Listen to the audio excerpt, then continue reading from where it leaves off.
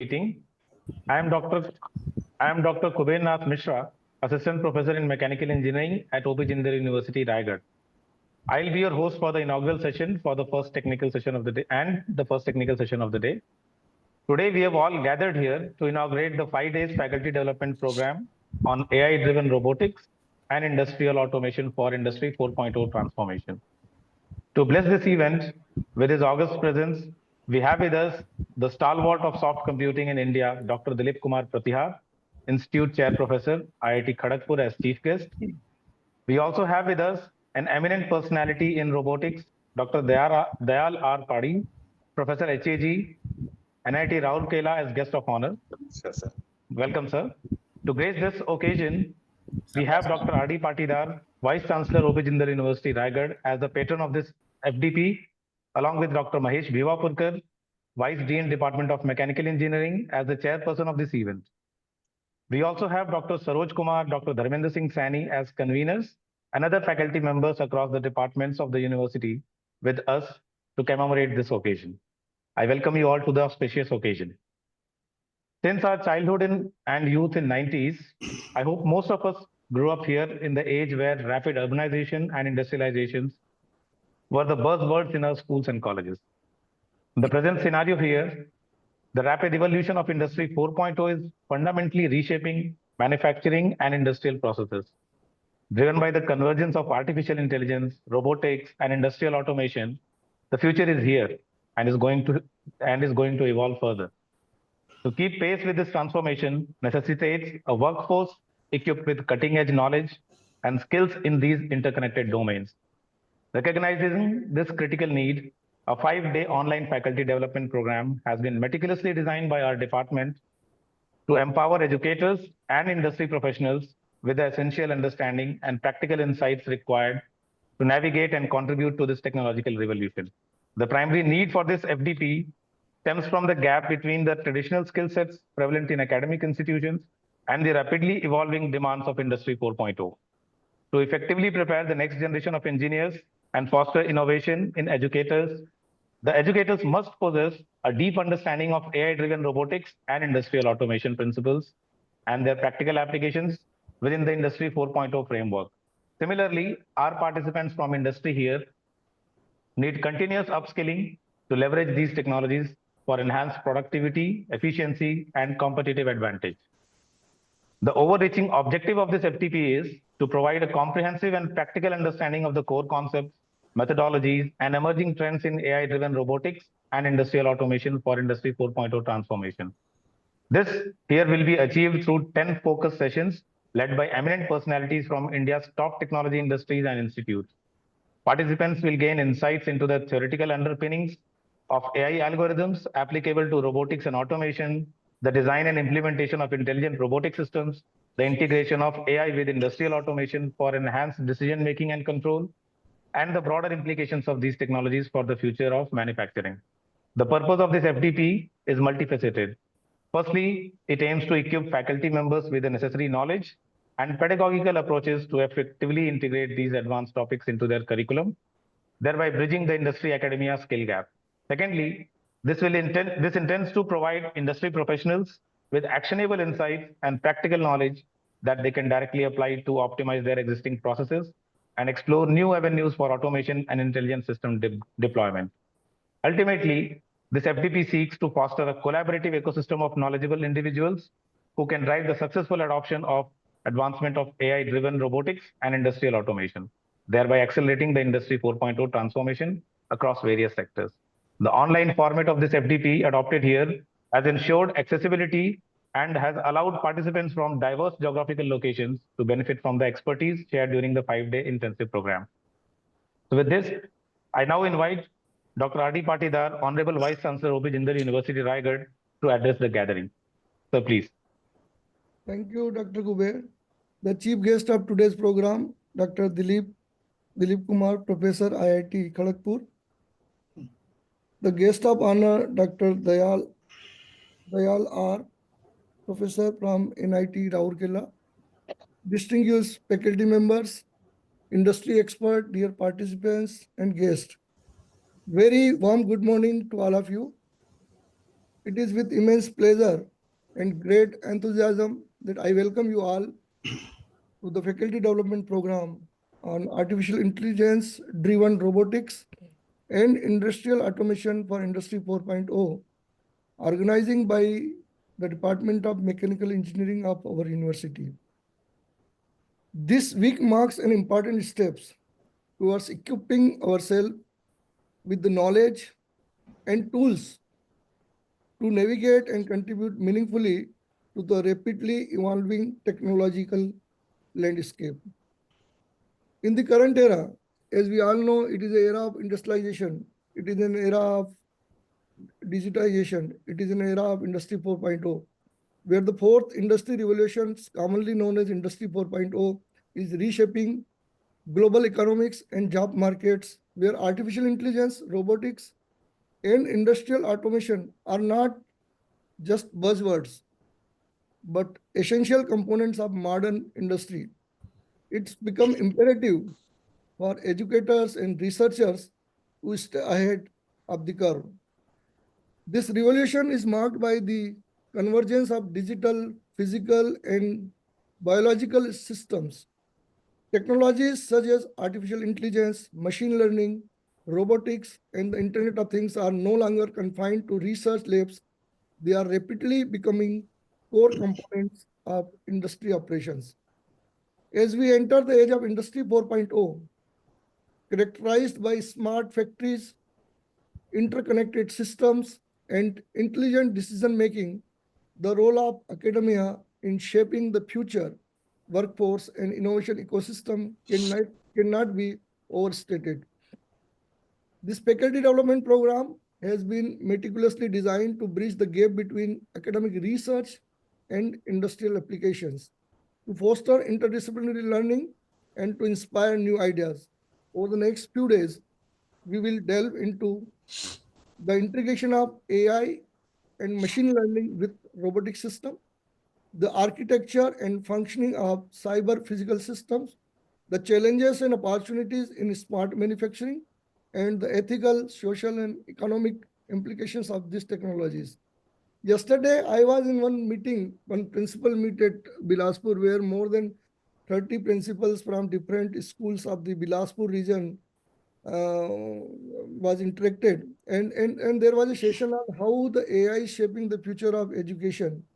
And there was a lot of discussion on that, how the schools and the universities are nowadays implementing AI. And the reason is the AI-based applications is use such a cutting edge technologies like robotics, like the artificial intelligence, machine learning, analytics. Now part of the industries for enhancing the productivity of the industry, for reducing the losses, improving the efficiency, reducing the downtime, how to improve the quality of the product, how to reduce the cost of the product.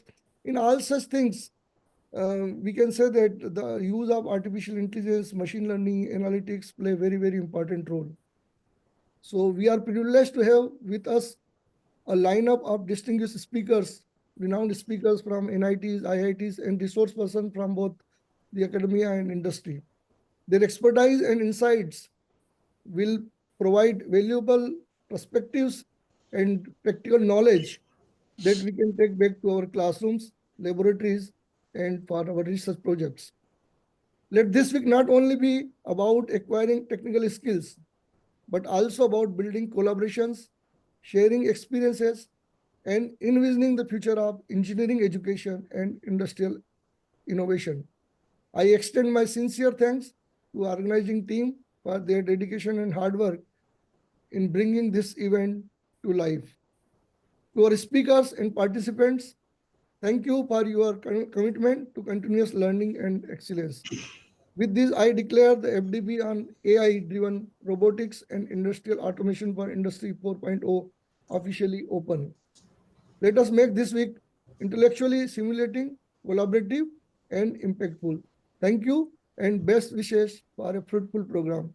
Thanks to the organizer for inviting me on this special occasion. Thank you. Thank you so much. Thank you, sir. Thank you, sir, for your pearls of wisdom. Now I request Dr. Dayal R. Padi, Professor HAG, NIT Rourkela, to say a few words. Sir, please. Good morning, everybody.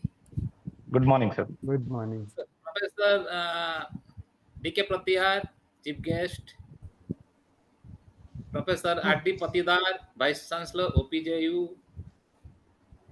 Professor Mahesh Bhivapurkar, Vice Dean, Mechanical. Professor Saroj Kumar and Professor Dharmendra, convener of this FDV on AI-driven robotics and industrial automation for Industry 4.0 transformation by OP Jindal University, Raigad. So this is what I think. It's a noble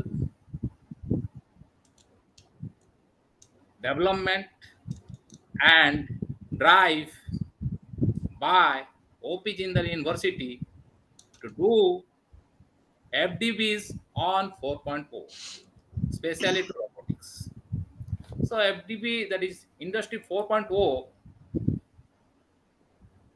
mainly talks about automations, cyber physical systems, IoT, artificial intelligence and machine learning, big data and advanced analytics, smart manufacturing, advanced manufacturing, automate, augmented reality, cloud computing, cyber security, system integration, whatnot. These are the main focus in Industry 4.0. So Industry 4.0 revolutionized our production system in terms of automation. Now, Industry 5.0 is entering to the market.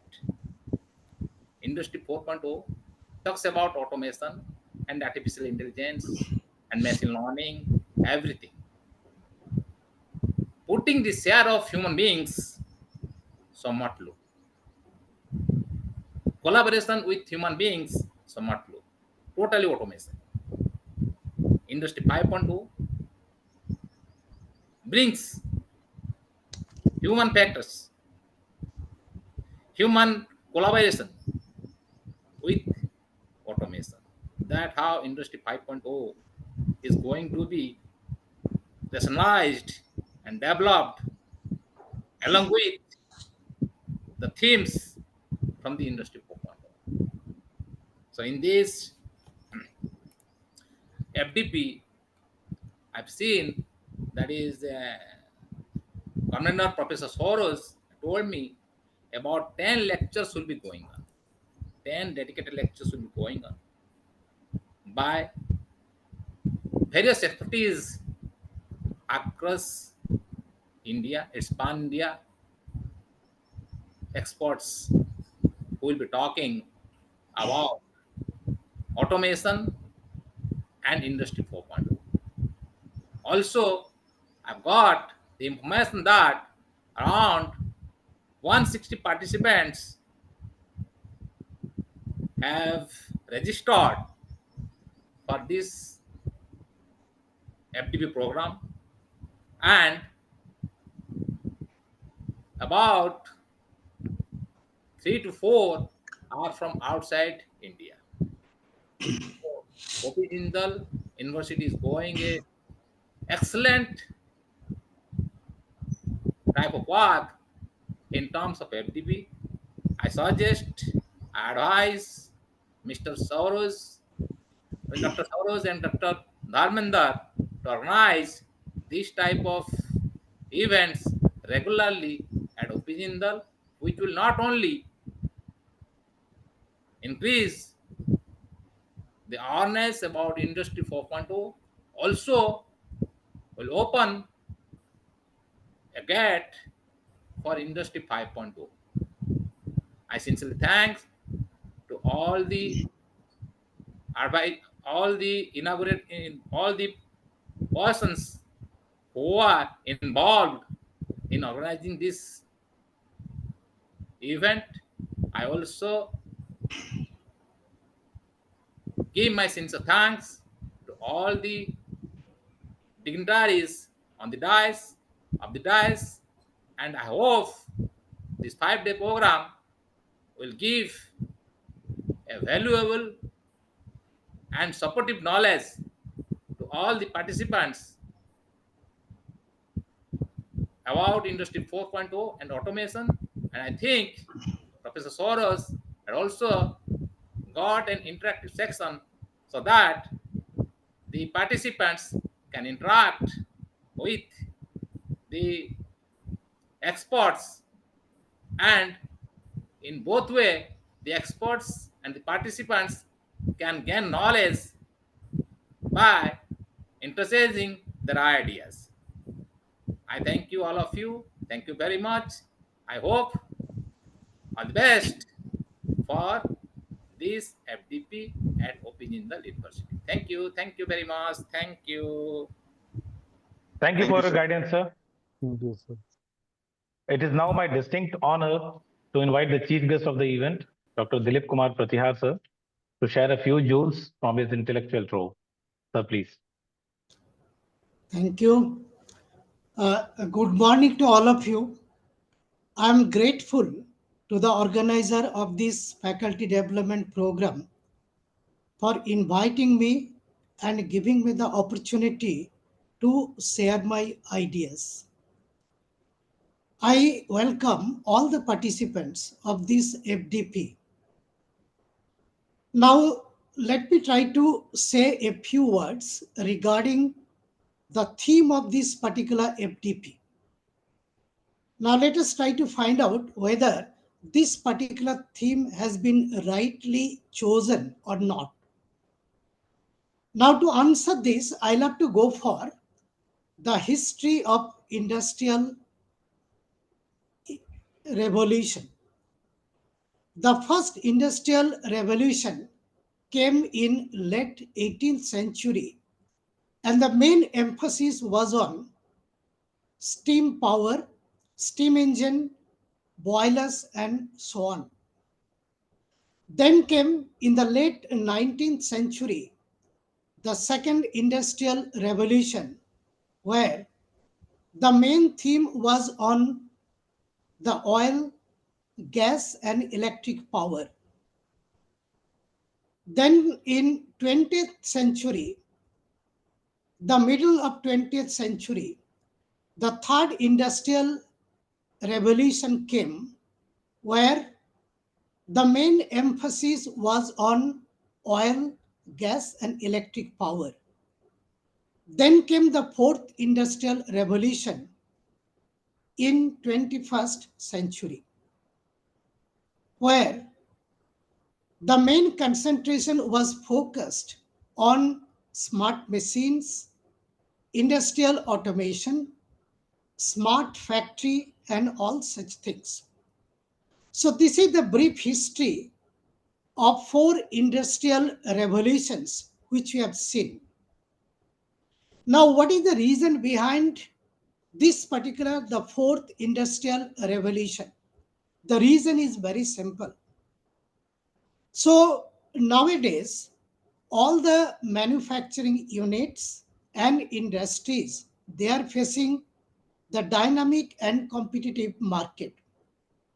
Now, for their survival in the dynamic and competitive market, there is no way out. But all of them will have to go for automation. And that is why Industry 4.0 or fourth industrial revolution has become so much important. Now here, if you just compare the first industrial revolution with a small tree, very small tree, then the second industrial revolution could be a large tree. And the third industrial revolution could be a very large tree. And the fourth one is a very, very large tree. Now, if you concentrate on this fourth industrial revolution, that is a very, very large tree, it consists of a few branches. Now, these branches are as follows. The branches are AI and robotics. Then comes your big data analysis. Then comes IoT, Internet of Things. Then virtual reality, augmented reality. Then came your additive manufacturing, then 3D printing and others. So these are all branches for the very, very big tree, that is the industry 4.0. Now my question is how to reach or how to climb this particular tree, the very, very big tree, that is industry 4.0. So what are the needs? How to climb that particular, the most difficult branch, most difficult to climb branch, that is your AI and robotics. So through this particular FDP, the participants will be getting a few clues, a few assistance so that they can climb and reach the most difficult to reach branch, that is AI and robotics. So in my opinion, the theme of this particular FDP has been very rightly chosen. Now, how to reach? During my presentation, I'll try to throw some light. So how to reach to this particular, the topmost branch of this particular very big, very, very big tree, that is the industry 4.0. Now, I hope all the participants will be enjoying this particular FDP and will be getting a lot of opportunity to learn many new things. So I wish all the best to the participants. And once again, I thank the OP Jindal University, the organizer of this particular FDP, for giving me the opportunity to share my ideas. Thank you. Thank you, sir. We extend our sincere gratitude to you, sir, for your invaluable perspective. I now invite Dr. Saroj to deliver a vote of thanks to all present here. Thank you, Dr. Mishra. Good morning to all. It's my privilege and honor to deliver the vote of thanks on the behalf of Department of Mechanical Engineering, OP Jindal University, Raigad. First and foremost, I would like to extend my heartfelt gratitude to our chief guest, Dr. Dilip Kumar Pratihar, sir. He is an institute chair professor at IIT Kharagpur in the Department of Mechanical Engineering, for shaping his valuable time to grace this occasion with his insightful address. Sir, your words have truly enlightened us. Thank you. Also, I would like to express our sincere gratitude to our guest of honor, Dr. Dayal R. Padi, sir, Professor, Higher Administrative Grade, NIT Rourkela in the Department of Mechanical Engineering, for his esteemed presence and valuable perspective that added depth to our program. Sir, your words are bound to ignite the innovators towards robotics. Our profound gratitude to our patron, Dr. R.D. Patidar, sir, Honorable Vice Chancellor, OP Jindal University, Raigad. Sir, under your dynamic leadership, constant encouragement, and unwavering support for the initiative like this faculty development program truly motivate us to strive for the excellence. We are deeply thankful for your inspiring address today and your continued commitment to fostering a culture of learning and growth.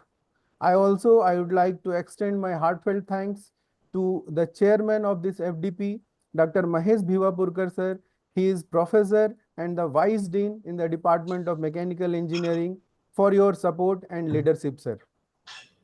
A special word of appreciation to Dr. Kuber Nath Misra, assistant professor in the Department of Mechanical Engineering, for setting the right tone for today's session.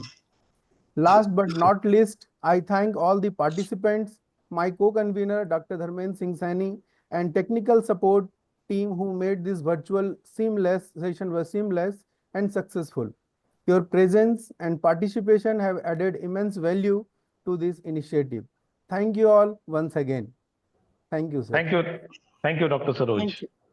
It is my humble request to everyone present here in this meeting to please switch on their cameras so that we can have a a capture of this memorable moment.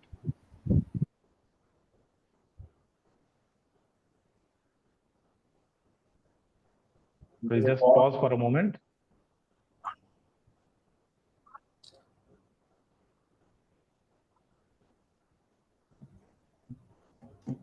Thank you everyone. With this, we conclude the inaugural session for this FTP, and I thank all the dignitaries for joining this event. I now request our participants to bear with us to the same link for the upcoming first technical session of the day, which is about to begin in a short while. So thank you everyone once again for the inaugural session. Dr. Mishra. Dear sir, thank you, Pratyahar sir. Thank you very much for joining. Thank you very much. Thank you, sir. Thank you. Dr. Mishra, how much time Yes, I'll be getting for the presentation? Total time? Accordingly, I'll have to make a plan. Dr. Saroj sir? 1.5 hours, sir. अच्छा ठीक ठीक. Okay, sir. So, Sir, within 2 to 5 minutes, we will start our first technical session, sir. Okay, yes, sir. good. So, shall I upload my PPT file? Yes, sir. Yes. Let me try. Share the screen. Just a minute.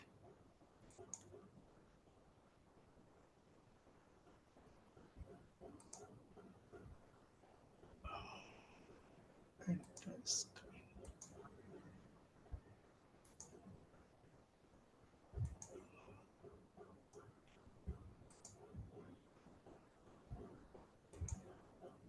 Are you getting my PPT file?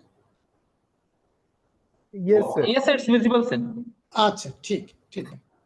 And my voice is also audible, no? Yes, sir. Yes, it's loud and clear. Okay, fine. So, shall we start, sir? With your permission, shall we start, sir? Just a minute. Let me just a minute.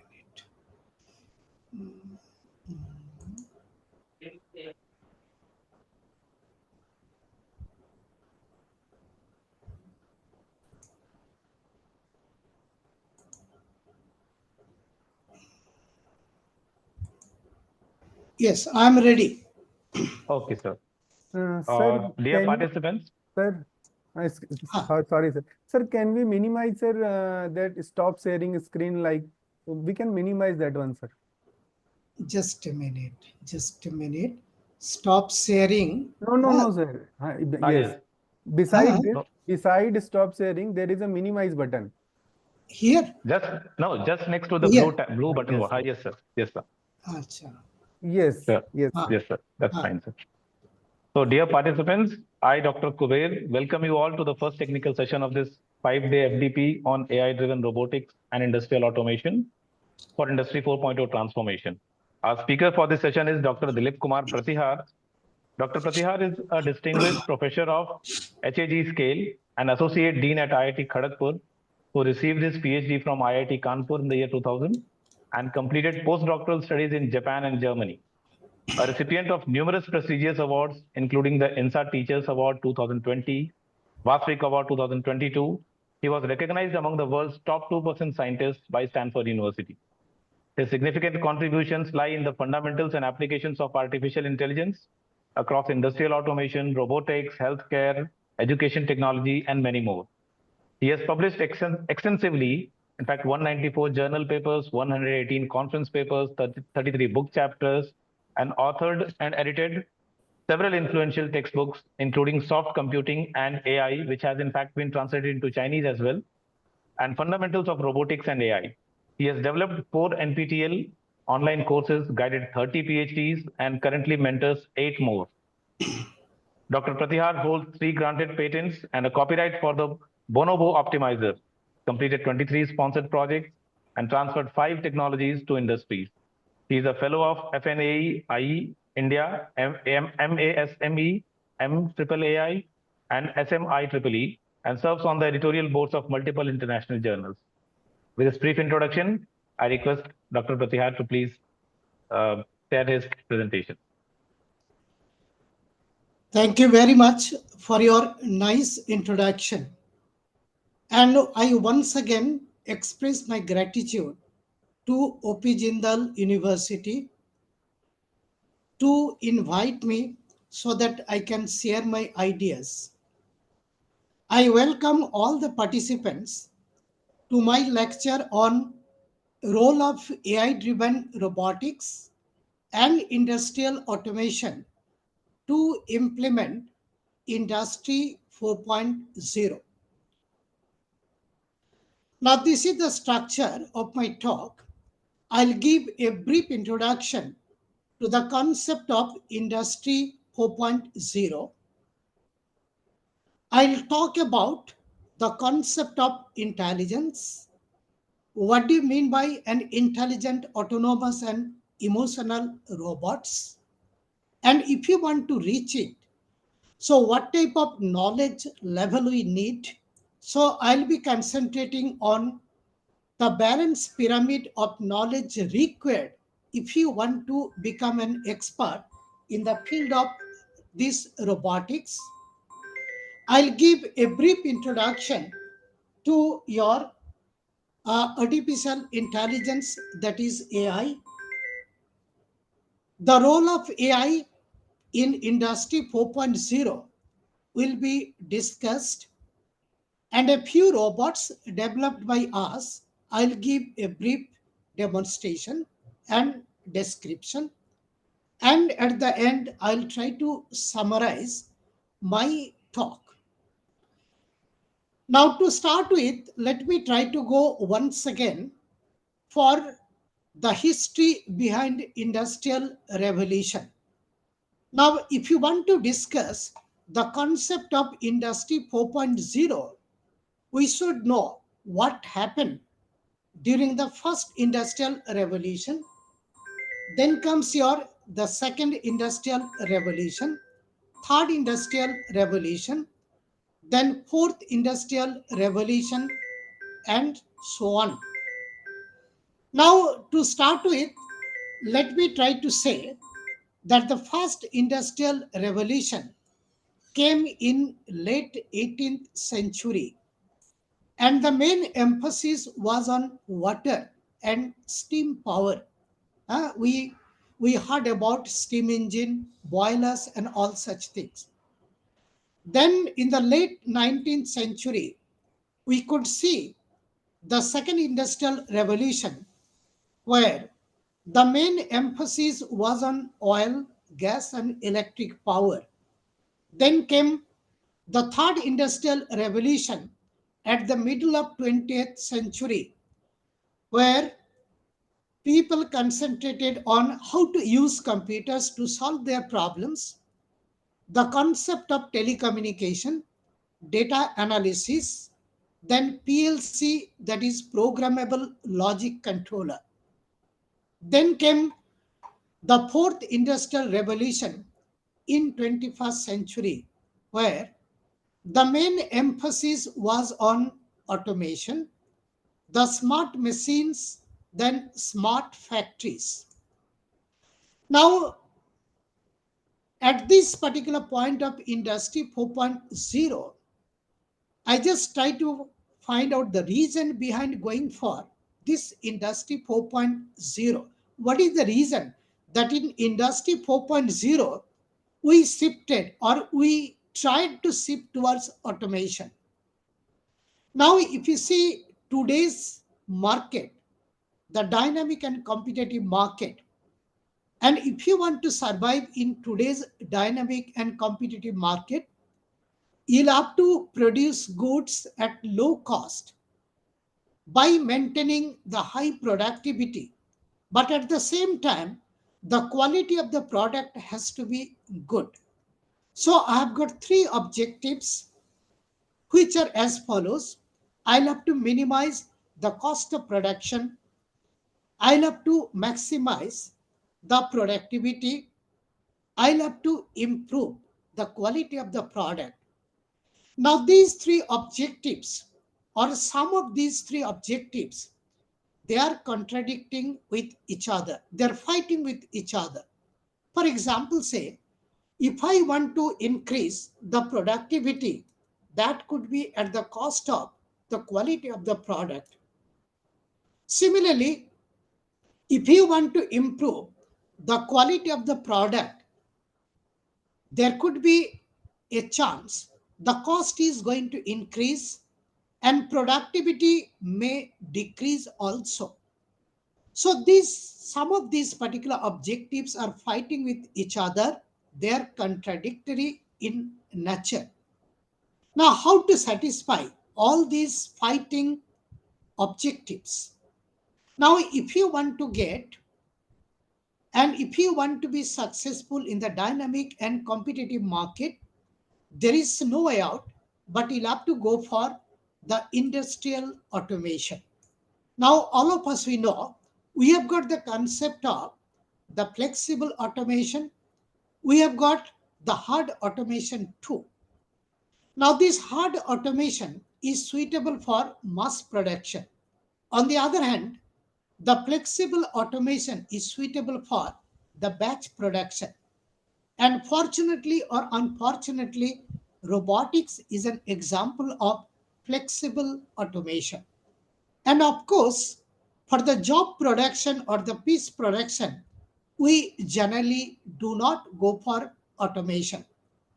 Now, to come to the conclusion, if I want to survive in flexible automation, there is no way out, but you'll have to go for the robotics, you'll have to go for the robots, and these robots are to be made intelligent, autonomous, and emotional too. So we'll have to take the help of AI, the artificial intelligence. Now, if you see the different branches of the big tree or the very big tree like Industry 4.0, we have got the branches like the artificial intelligence and robotics. We have got the big data analysis. We have got the Internet of Things, then virtual reality, augmented reality. Then we have got the additive manufacturing, 3D printing, and others. There are a few other members also. So if you want to do something in the field of Industry 4.0, as I mentioned during my inauguration speech, that we'll have to learn how to climb each of the branches of this very big tree that is your Industry 4.0. Now, through this particular lecture, I'll try to move in this particular direction so that I can climb or we can climb towards this Industry 4.0, particularly the very difficult to climb branch that is artificial intelligence and robotics. So here in this particular lecture, I'll be concentrating mainly on the concept of robotics and artificial intelligence. Now to start with, let me see quickly the history of robotics. I'm not going to spend much time because these things are well known. Now the term robot, it was actually coined by Karel Kapek, a Czech playwright, in the year 1921. And this robot came from the word robota, which means force or the slave laborer. That means a robot is nothing but a servant, and you give some task, and the robot is going to perform that. That was the concept of the term robota as given by Karel Kapek. And all of us we know, in the year 1921, there was not even a single robot in the whole world. Now, if you see the literature, this term robot has been defined in a number of ways, and out of all the definition, the most popular one is given by RIA, that is Robot Institute of America. And according to RIA, robot is a reprogrammable, multifunctional manipulator designed to move materials, parts, tools, or specialized devices through variable programmed motions for the performance of a variety of tasks. So robot is reprogrammable.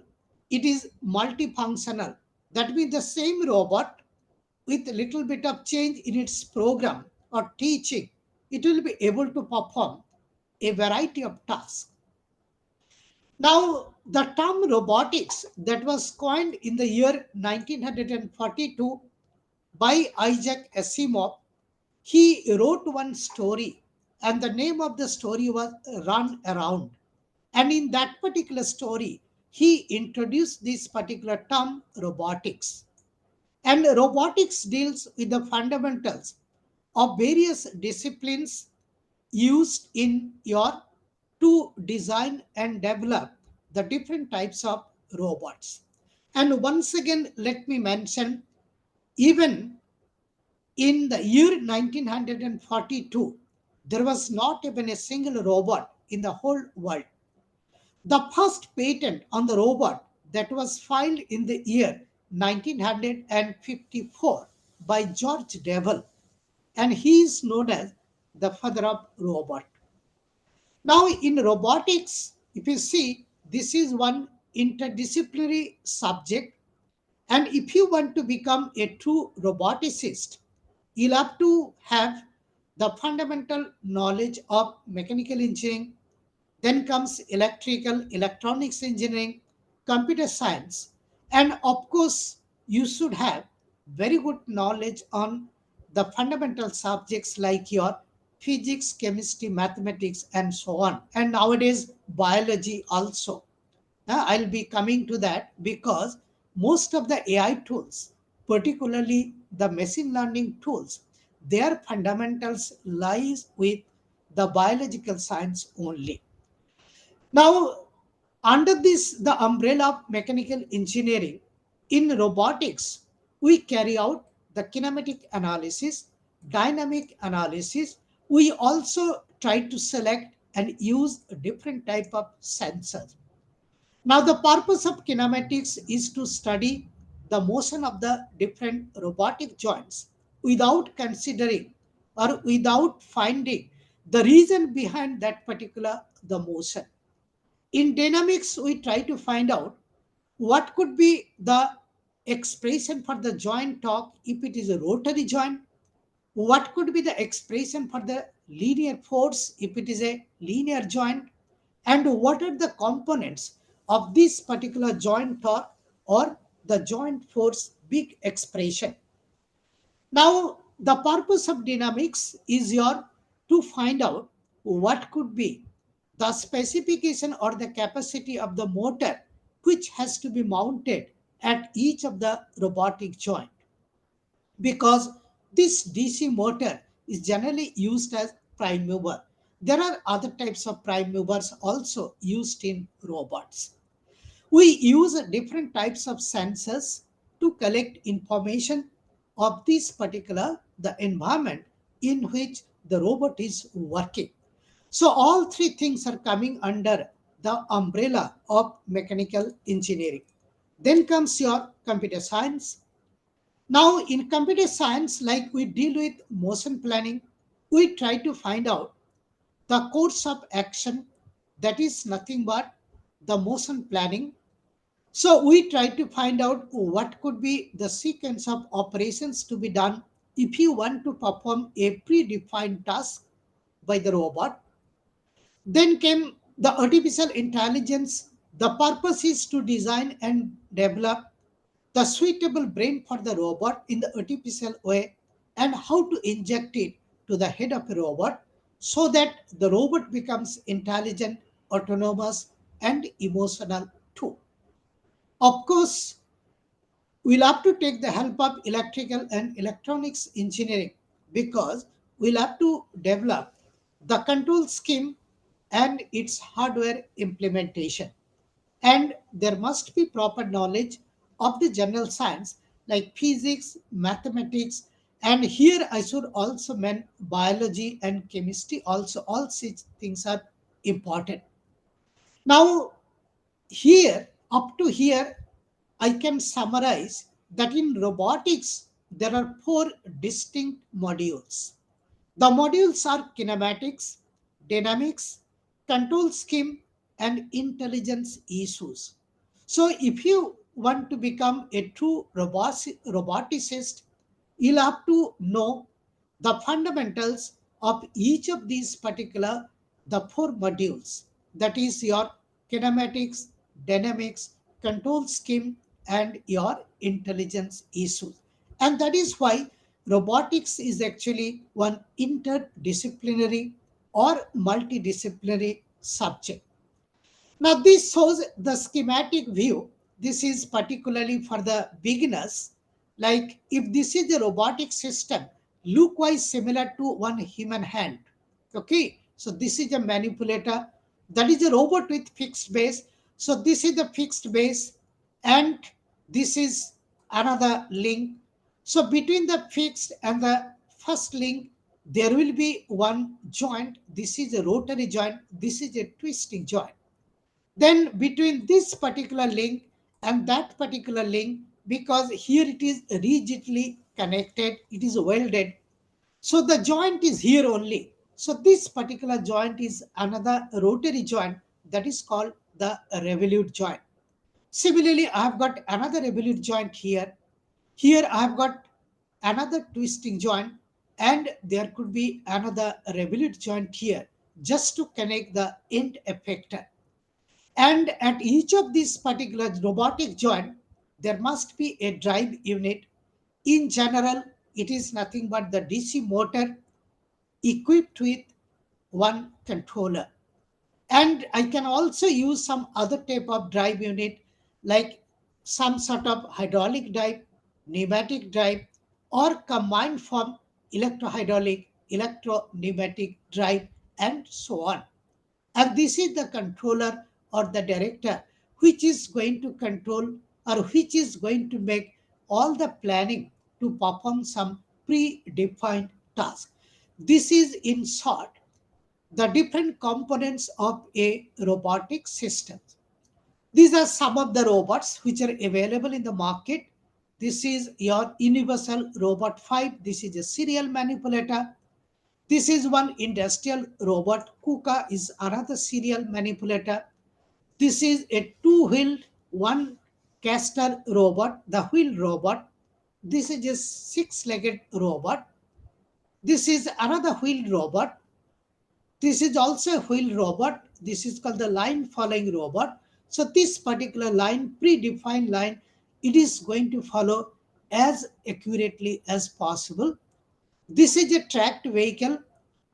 Like if the terrain is neither too smooth nor very rough like staircase, generally we go for this type of tracked vehicle. This is one eight-legged robot, just like an insect. The six-legged robot, just like an insect.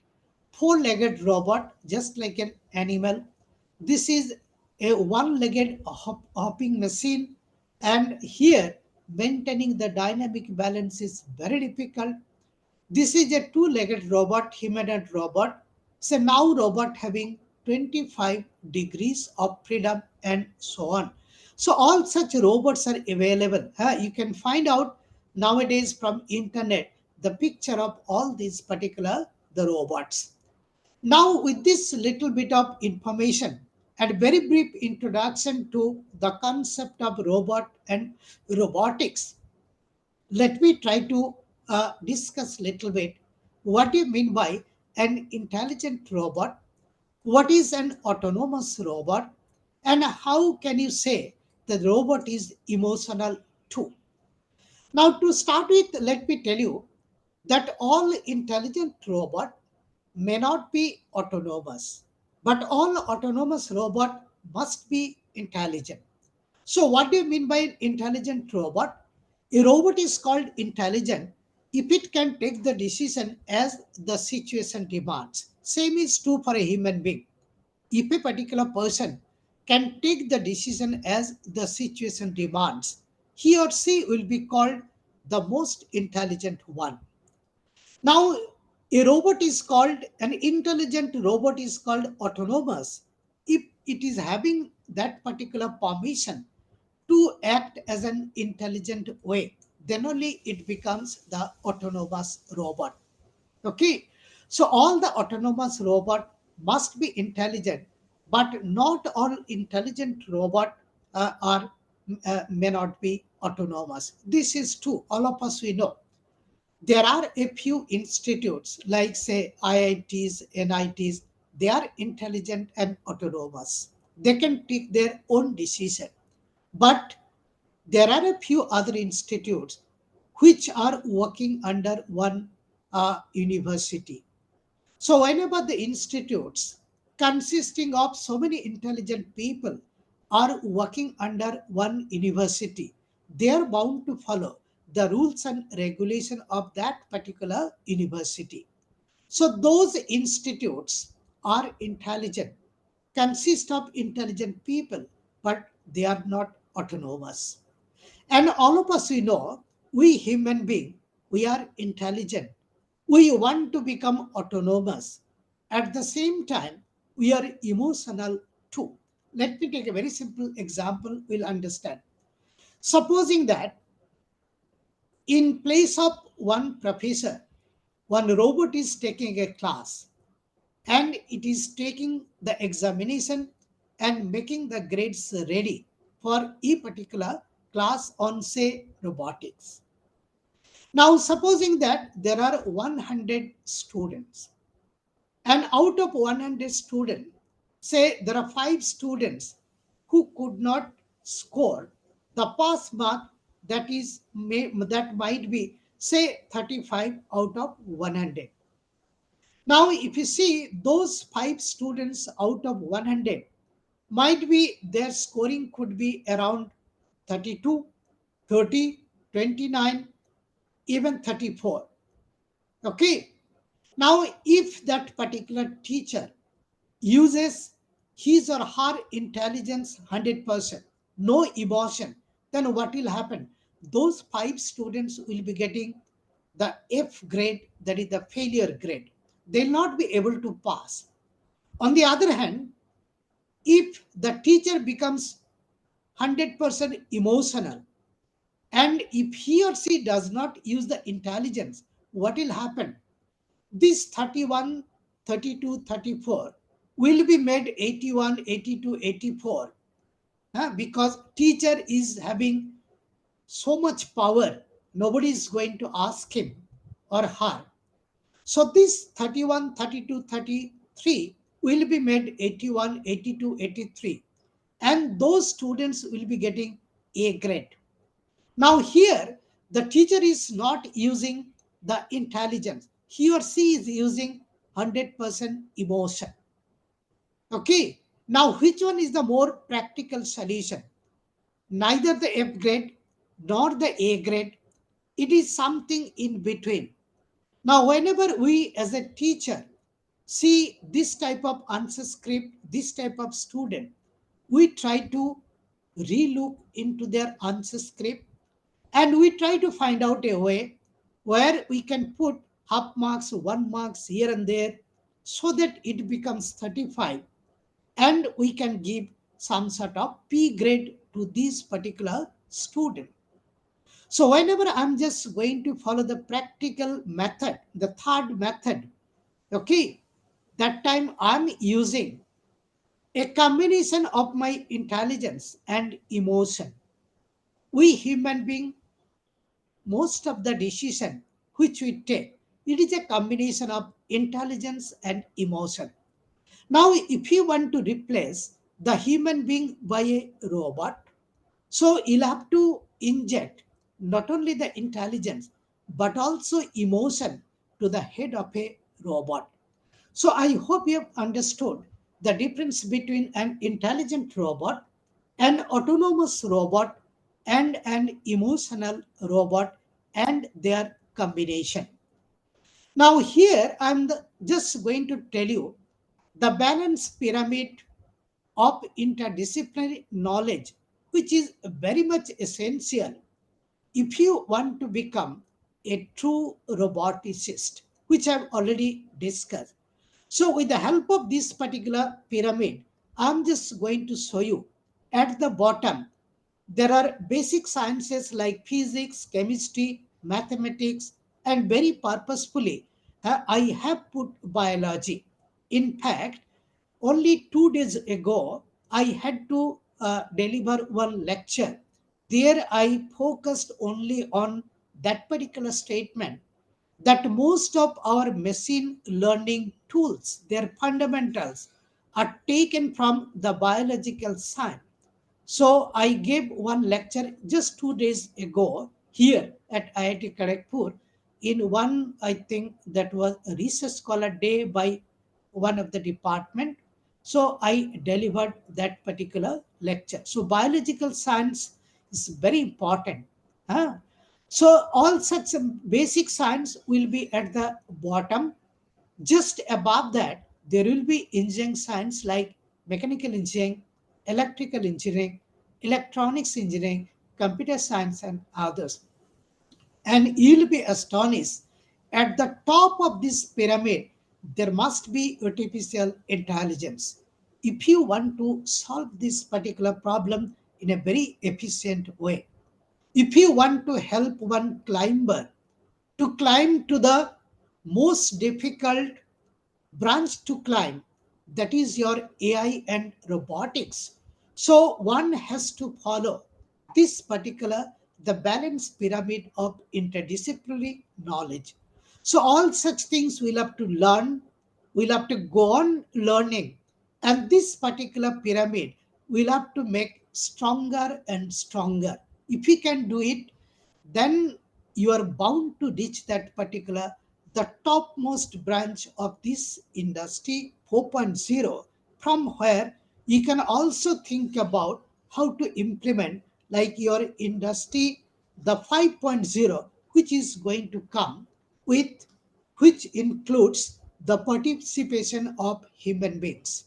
Okay, and this particular technology, how to interact with the human being and how to use it for the welfare of human beings, that is the philosophy behind the next your industry 5.0.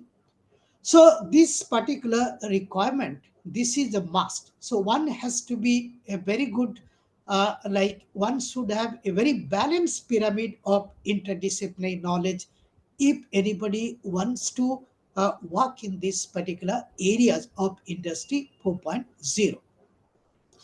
So with this little bit of introduction, so we have understood that we have to be very good, very strong in the field of artificial intelligence.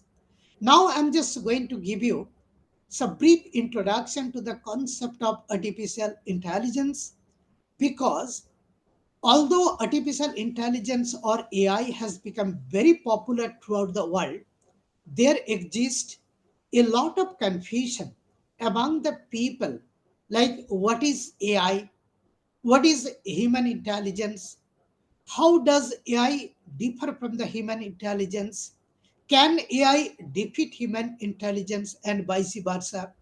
Okay, and another fact that AI is developed in the form of computer program, but not all computer program will be called as AI tool. So all such confusion are there. Now, if you want to build your career in the field of AI, so all such confusions you'll have to remove from your the head. Now, here I'll try to reach some of those particular points which creates a lot of confusion among the user and try to remove it. Now, this concept of intelligence is very old. That was initiated long back during the ancient times, like Greek civilization, Egyptian civilization. And there are some study by very renowned people like Aristotle, Rene Descartes. They worked on this particular concept of intelligence. Okay.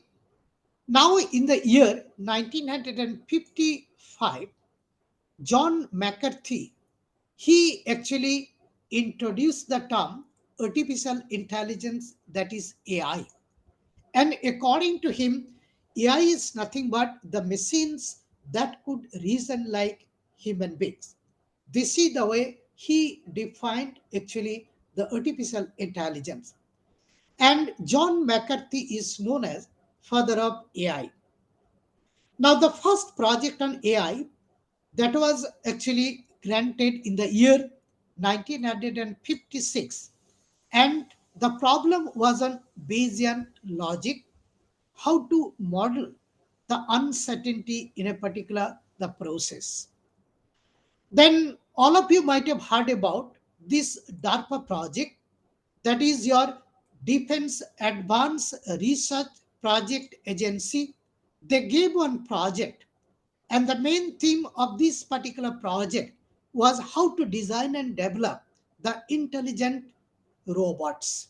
And many people worked on this particular DARPA project, and this particular project was very successful. And I'm very fortunate I could directly interact with some of the people who worked in this particular DARPA project when I was in Germany. Now, this intelligence, now how to define this particular term intelligence? If you see the literature, the term intelligence has been defined in a number of ways. And out of all the definitions, the most popular one is as follows.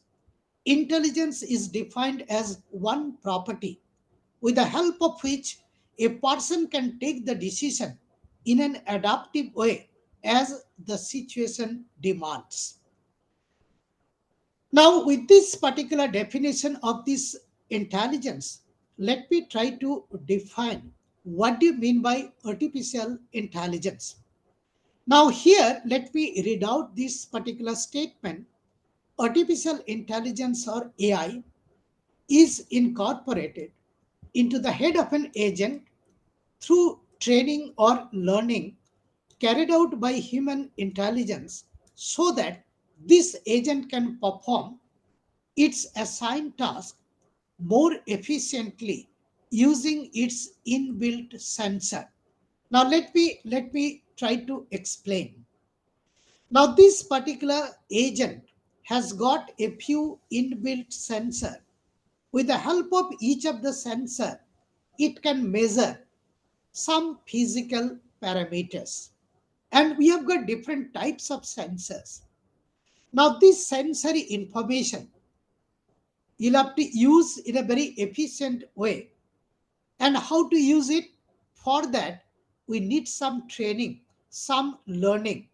And this particular training or the learning will be provided by the human intelligence, the human trainer. And through this particular training, the agent is going to learn how to tackle that particular problem in a very efficient way. The moment it has been trained or it has been learned with the help of human intelligence, this agent will have something in his brain that is nothing but is your artificial intelligence. Now let me take a very simple example. This example is actually I have written in my textbook also, and example is also actually designed by me only. Now supposing that there is an undesired incident at a particular place at some time. Say there is a murder case. Now, if there is a murder case, what will be the next step? The policeman is going to start his or her investigation just to find out who could be the possible murderer. Now, supposing that the policeman could find out the possible murderer, so problem has been solved. But supposing that the policeman could not solve the problem, what will be the next step? The next step is he is going to take the help of a sniffer dog. Now, this dog, all of us we know, they have got very strong, much stronger smell sensor compared to that of the human being. And this particular sniffer dog got some training with the help of one human operator, experienced human operator. Okay. Now, through this particular training, the sniffer dog has been trained. The sniffer dog is going to start its operation, and might be it will try to find out who could be the possible murderer. Now you see, the policeman could not find out the possible murderer. However, the sniper dog could locate that particular the murderer. Now the policeman, if we assume that he or she is having human intelligence, the sniper dog has got artificial intelligence. And who has given the necessary training? The same human police, the same human intelligence has given the training to develop this particular artificial intelligence. So during the training, the same policeman has trained the sniper dog, knowing the fact that the dog has got very strong smell sensor. Okay. Now, after the training is over, the sniper dog could solve the problem, but policeman could not. If the sniper dog is having artificial intelligence, the policeman is having human intelligence. So here, the AI is going to defeat the human intelligence. Now let us take another example. The same sniper dog and the same policeman give another task. A very simple mathematics like 2 plus 3 equals to how much? If you ask the policeman 2 plus 3 equals to how much? So you'll be getting the answer very soon. It is 5. You ask the same question to the sniper dog. 2 plus 3 equals to how much? There will be no answer from the sniper dog. So here, the human intelligence is going to defeat the artificial intelligence.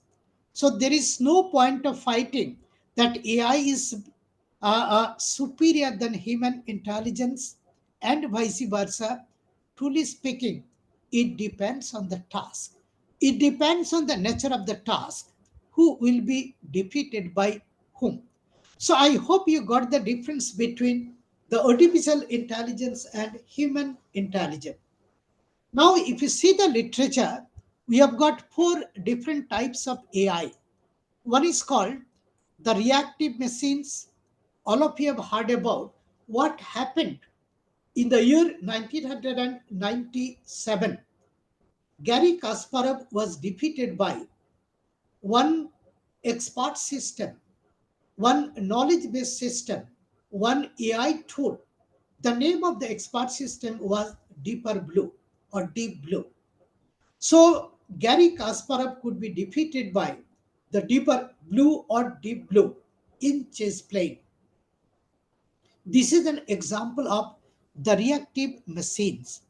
You might have heard about the driverless car. That is an example of limited memory. The theory of mind, I have already discussed that we'll have to model the brain of a human being, the emotion of a human being. The moment you are going to make modeling of the mind or the emotion, that comes under the purview of theory of mind.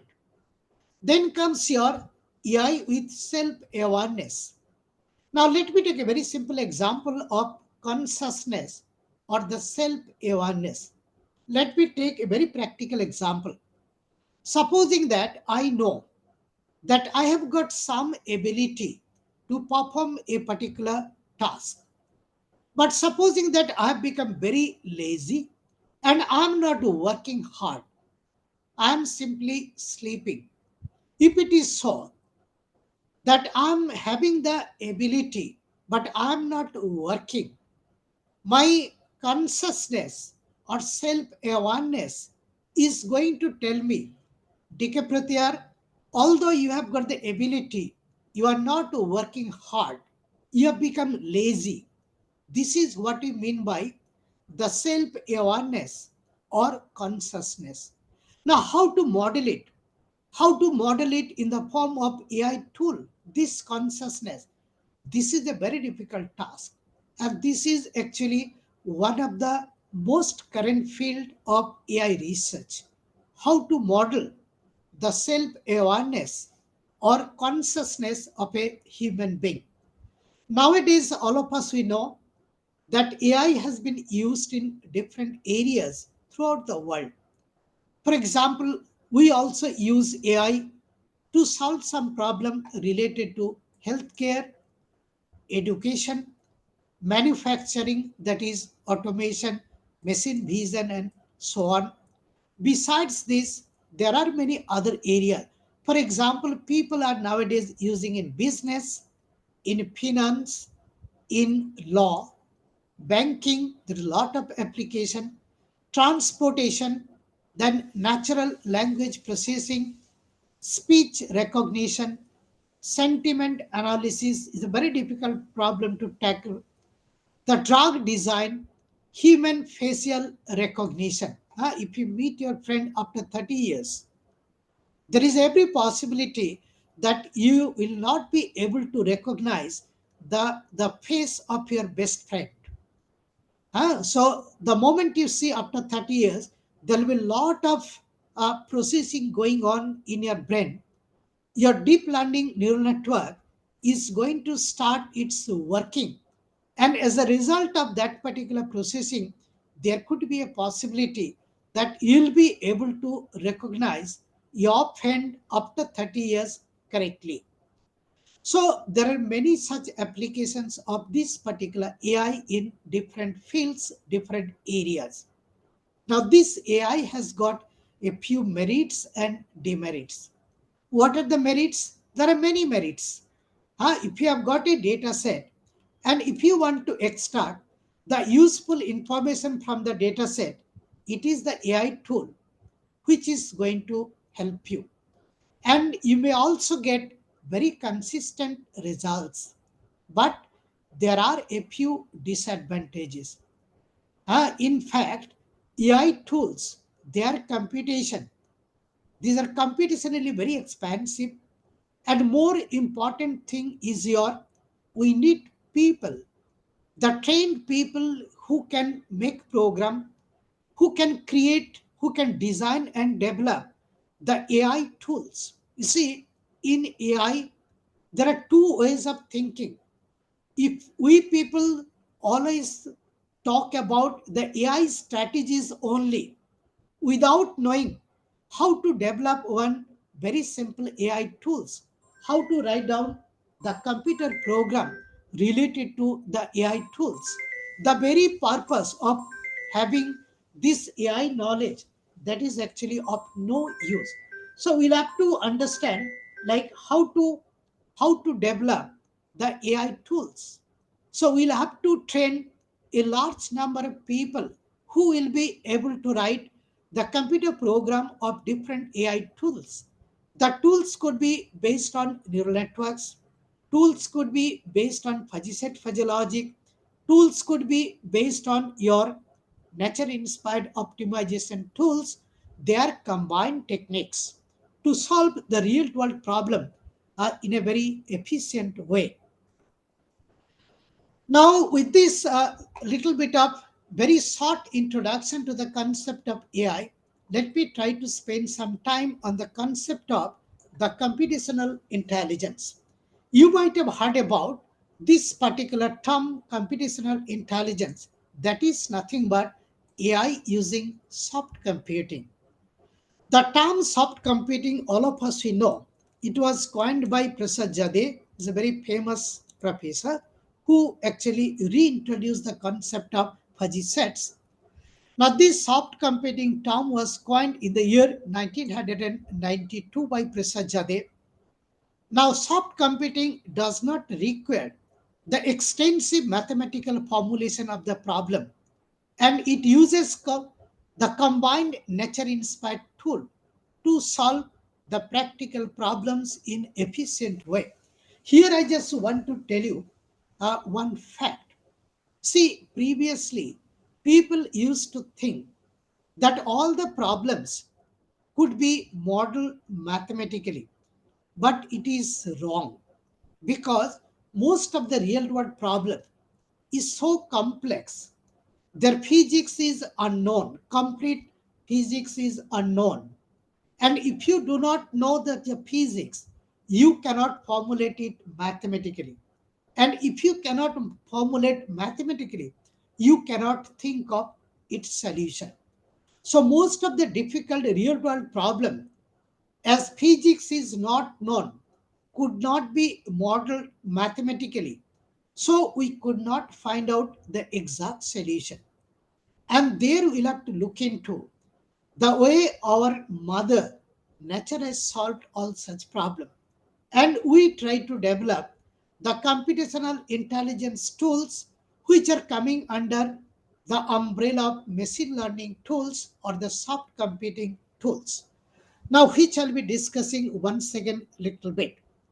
Now, in biological adaptation, as I told, that most of the machine learning tools are subset of AI tools, which I'll be discussing might be in the next slide. Now, remember, this machine learning tools works based on the concept of biological adaptation. Now, this biological adaptation takes place through two different tools. One is called the learning, another is called the evolution. Now, learning takes place in one's lifetime. Like, so long as I live in this particular world, I'll go on learning. And this evolution takes place through a large number of generations, iterations. Now, during this lifetime, if I can learn something good, I'll pass this particular good information to my next generation. That is, my students, my son, so that their rate of evolution increases.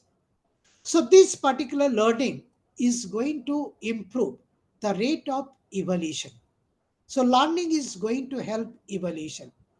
Now, let me try to find out how do we learn. During the learning, knowingly or unknowingly, we use a number of optimization tools. We take a number of optimal decisions. Now, these optimization tools works based on the iterative approach. So, these optimization tools are going to take the principle of evolution, that is your iteration. Now, this particular iteration is going to help in optimization. That means your evolution is going to help in learning. So, both evolution and learning, they are going to help one another. And through this interaction, the rate of biological adaptation is going to increase. Now, here in AI, what we do, we try to we try to model the concept of this biological adaptation in the artificial way. So we generally go for the artificial adaptation. We use a very few evolution tools. These are nothing but the biological inspired optimization tool like genetic algorithm, genetic programming, evolution strategy, evolutionary programming, differential evolution, cultural algorithm, particle swarm optimization, ant colony optimization, bat algorithm, and our proposal, that is bonobo optimizer, and so on. There are a few learning tools, like those are developed in the form of neural networks, fuzzy reasoning tool. Now, what is the purpose of these particular learning tools? These learning tools are used just to make one network sort of thing, so that I can capture the information, I can capture the knowledge, and which I can further improve through training. So unless I can capture in the form of a network, I'll not be able to improve it further, because I'll not be able to retain it. So these particular learning tools are going to help us, which are developed in the form of neural networks, in the form of fuzzy reasoning tool. And in soft computing, we generally go for some combined tools like genetic fuzzy system, genetic neural system, neurofuzzy system, genetic neurofuzzy system. And all such things are coming under the computational intelligence. And those are nothing but the machine learning tools also, I'm gradually moving towards that. Now, these AI tools, let me try to spend some time. Like these AI tools are used for such a long time. For example, the first AI tools that was developed in the year 1969 by Nielsen, if you might have heard about, that is called the visibility graph. Okay, so this is one of the oldest AI tools. Now, these AI tools are conventional AI tools. So nowadays, we just try to find out the traditional or the conventional AI tools and unconventional or non-traditional AI tools.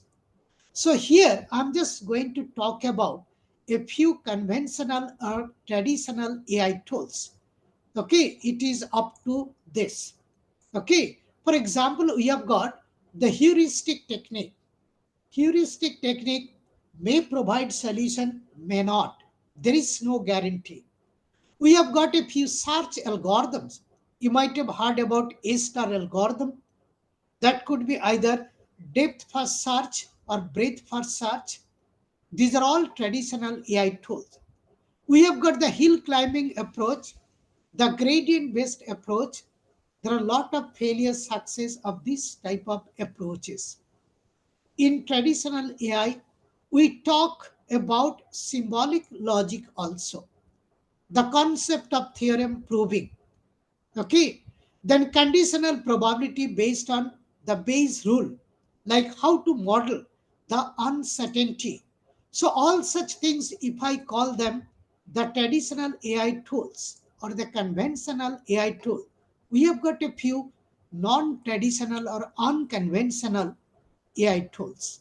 For example, we have got a few nature inspired optimization tools. Those are known as meta heuristics like GA, PSO, Bonobo Optimizer, and so on. We have got some input output modeling tools which are developed in the form of fuzzy logic or neural networks. We have got a few clustering tools, classification tools based on the similarity.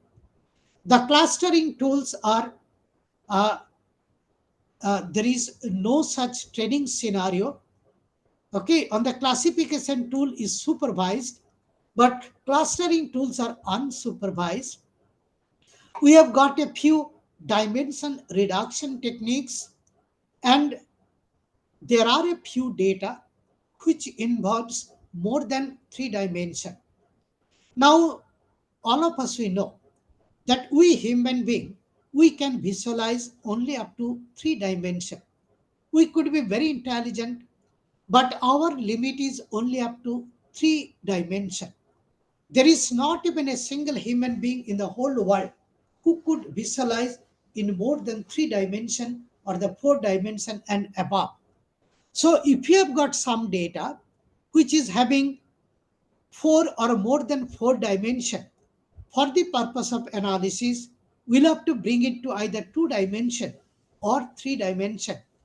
That means we'll have to take the help of some AI tools called dimension reduction techniques. We have got a large number of dimension reduction technique like Salmon's nonlinear mapping, self-organizing map, and so on.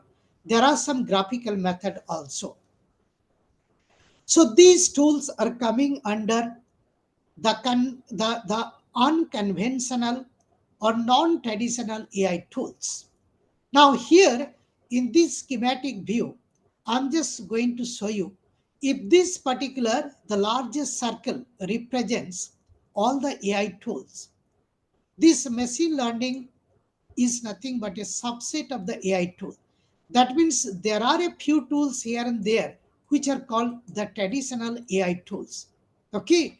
And these non-traditional AI tools are nothing but the machine learning tools, and inside the machine learning tools, we have got deep learning neural network that is a subset of the machine learning.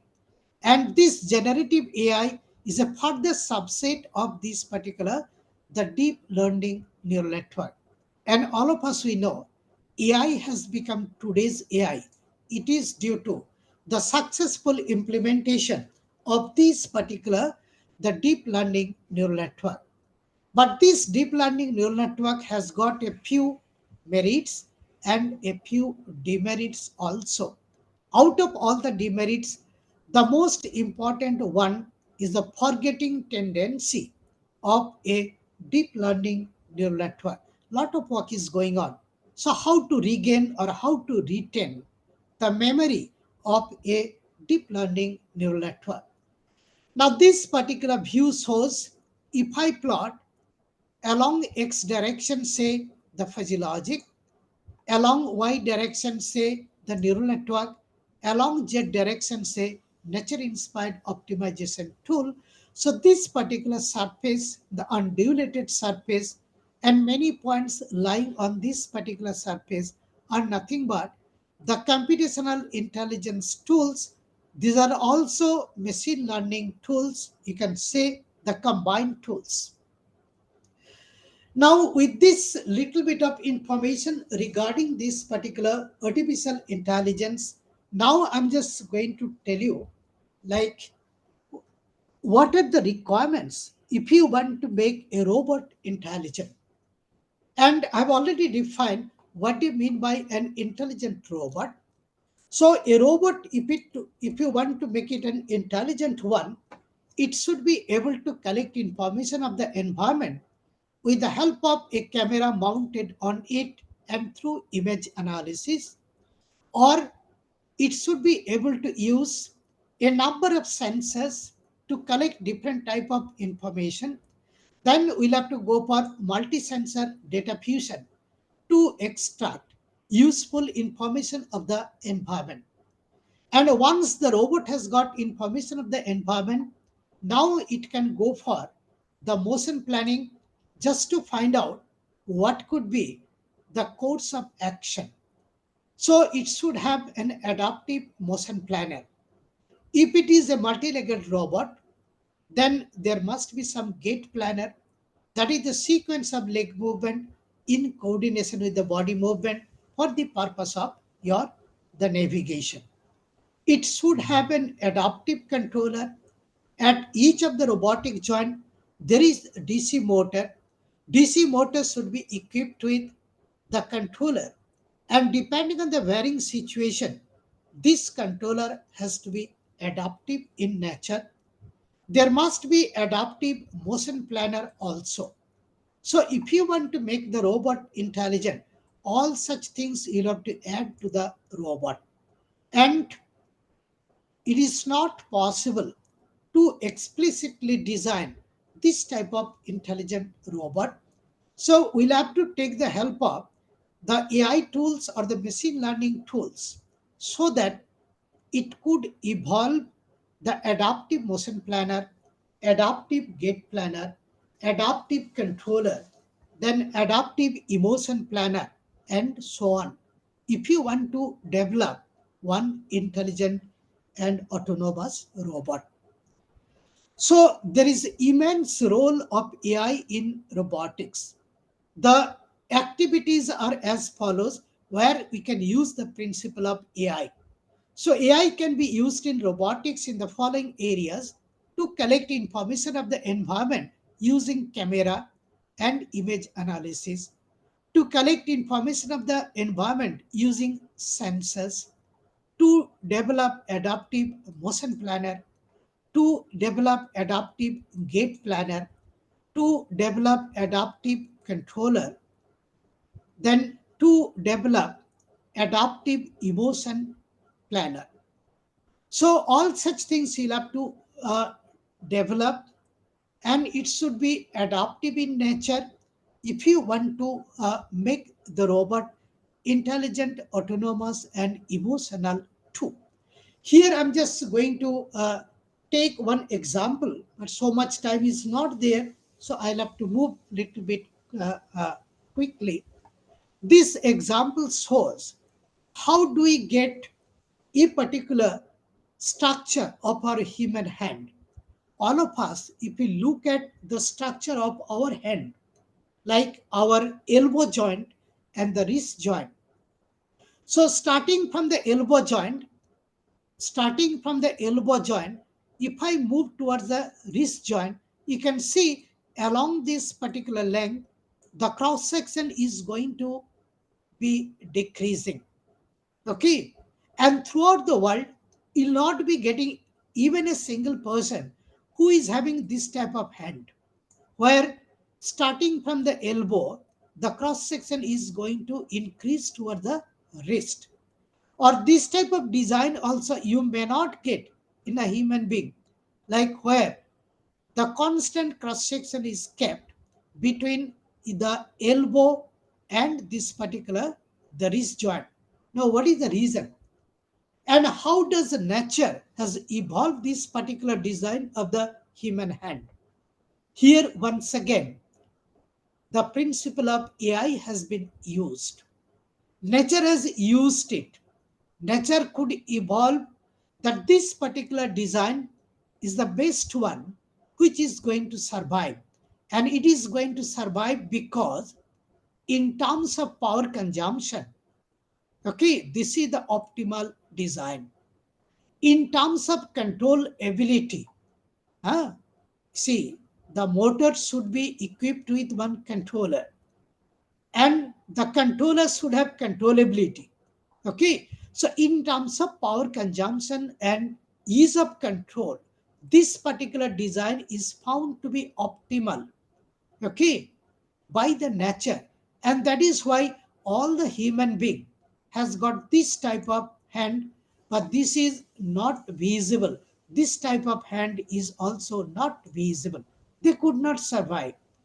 So this particular principle, knowingly or unknowingly, has come using the principle of AI, and this particular selection, the natural selection or this evolution has been done by our mother nature. Now, how to collect information of the environment?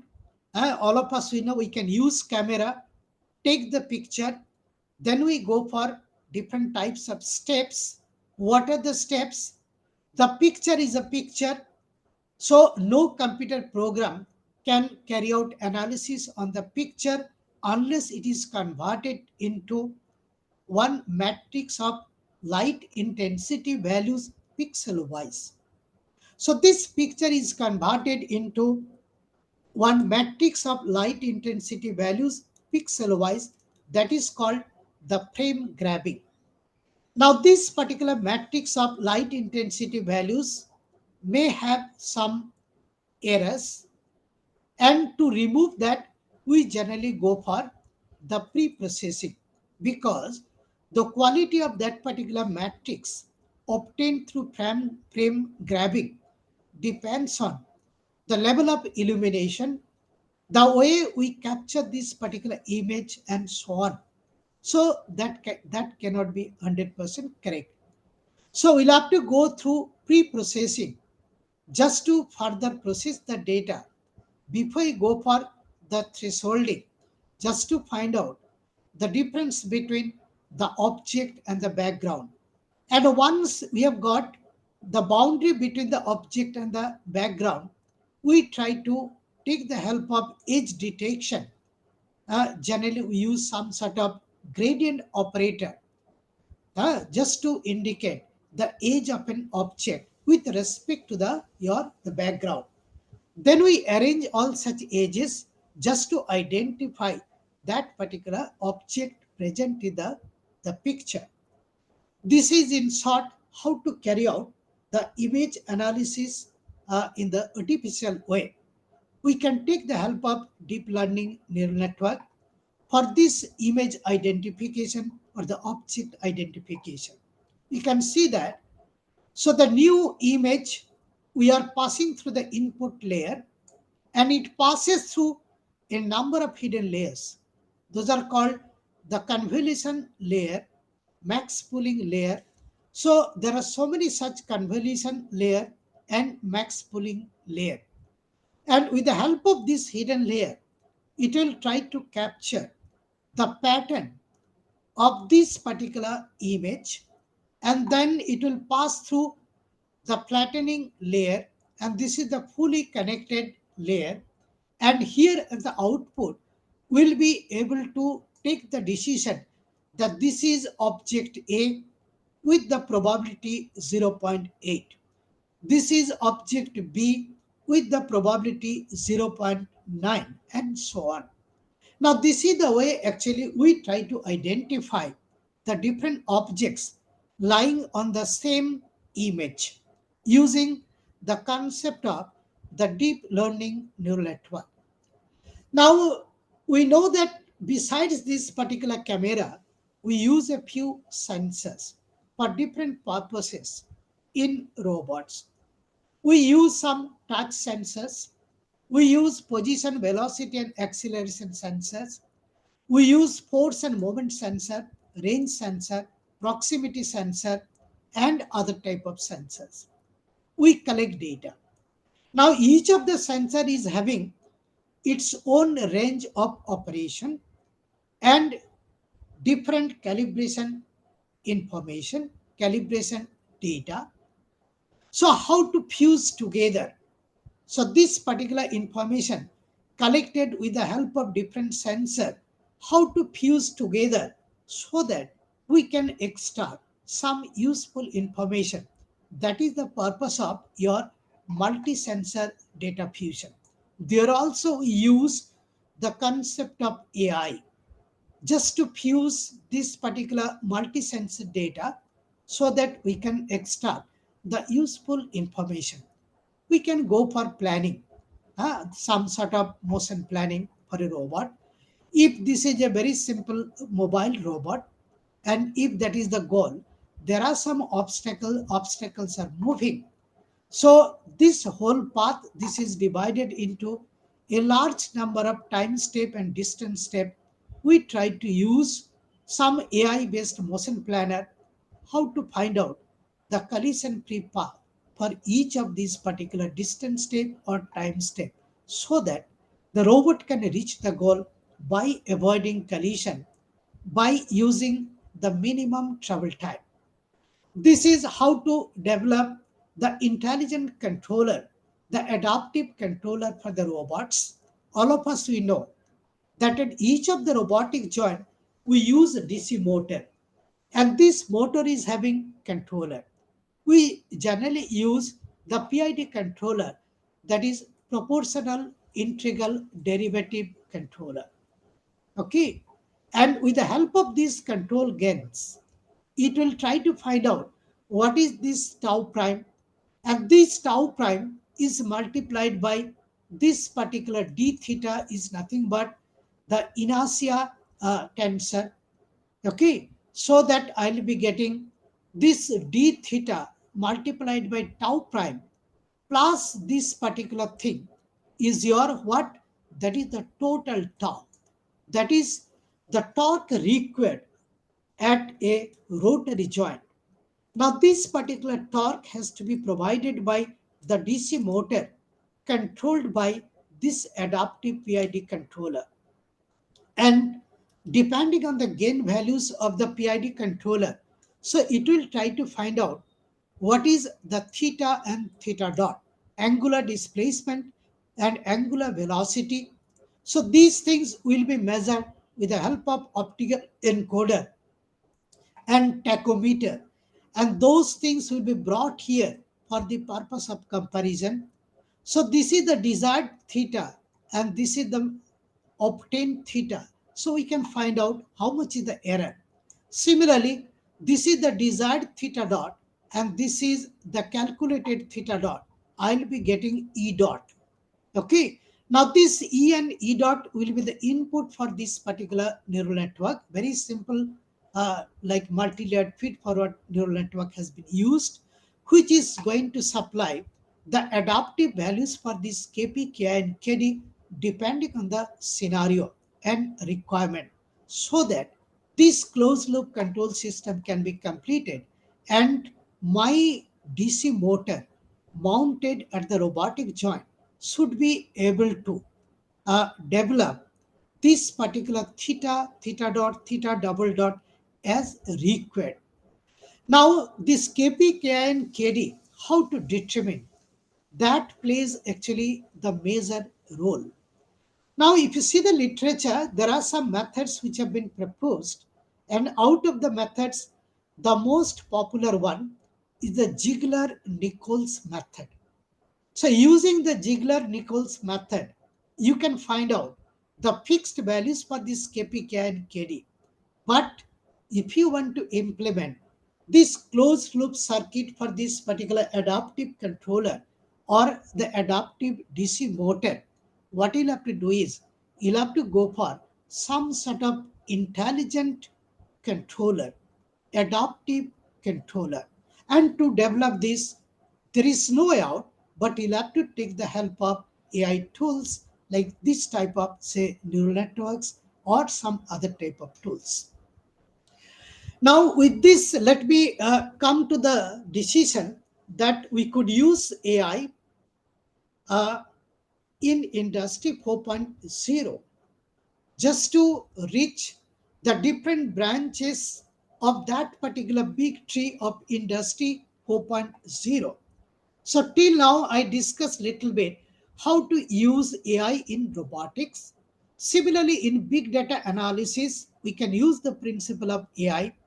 We can do some sort of data mining, intelligent data mining, to extract useful information from the data so that we can use it for the purpose of your controlling and others. We can also think of Internet of Things, which deals with the sensory networks. So how to combine this sensory network, how to build it, how to use it so that you can perform some input output relationship, okay, with the help of these different types of sensors. There also we can use the principle of AI. Then comes your virtual reality, augmented reality, where we can also use the principle of digital twin.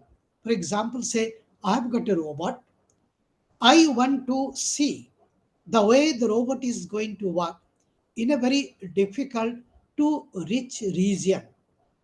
Now, before carrying out that particular experiment, might be inside the mines or very near to the your nuclear power plant.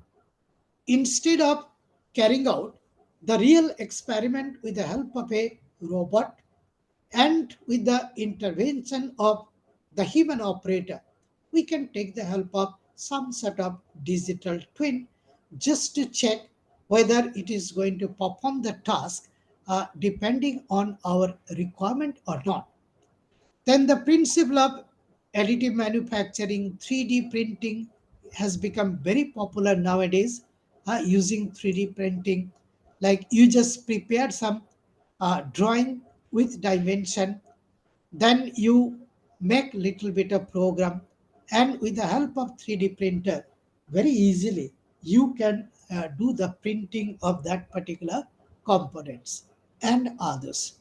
So everywhere we have got the application of AI uh, in all the branches of the very big tree that is Industry 4.0.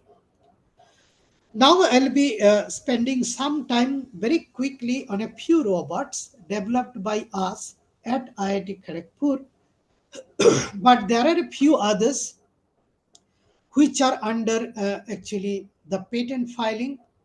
Those things I'll not be discussing.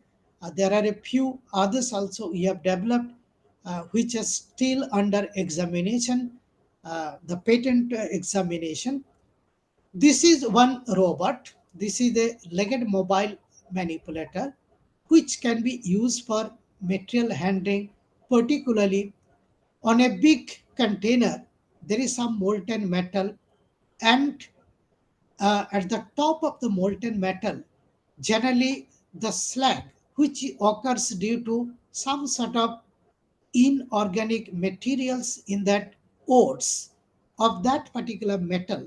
Okay, so this slag is going to float at the top of the molten metal. So how to separate it out before you go for your the solidification of the that molten say still. Now there actually the human operator, they generally do not want to go. It is due to their possible health hazard. There you can use this type of legged mobile manipulator. This is a six-legged robot. At the top there is a serial manipulator, and with the help of this gripper, in fact, we can control, we can remove that particular slag. Here I can put one ladle sort of thing, with the help of which I can collect the slag from the molten metal. This is one agriculture robot. This robot is capable of collecting image information related to the plant diseases. It could identify the plant disease, and it can select the most appropriate pesticides. There are three tanks containing three different tanks. So depending on the disease, it is going to select that particular pesticide and it is going to spray it. Here we got the patent in last year, 2024. We are further modifying it and we are going to add a number of other modules.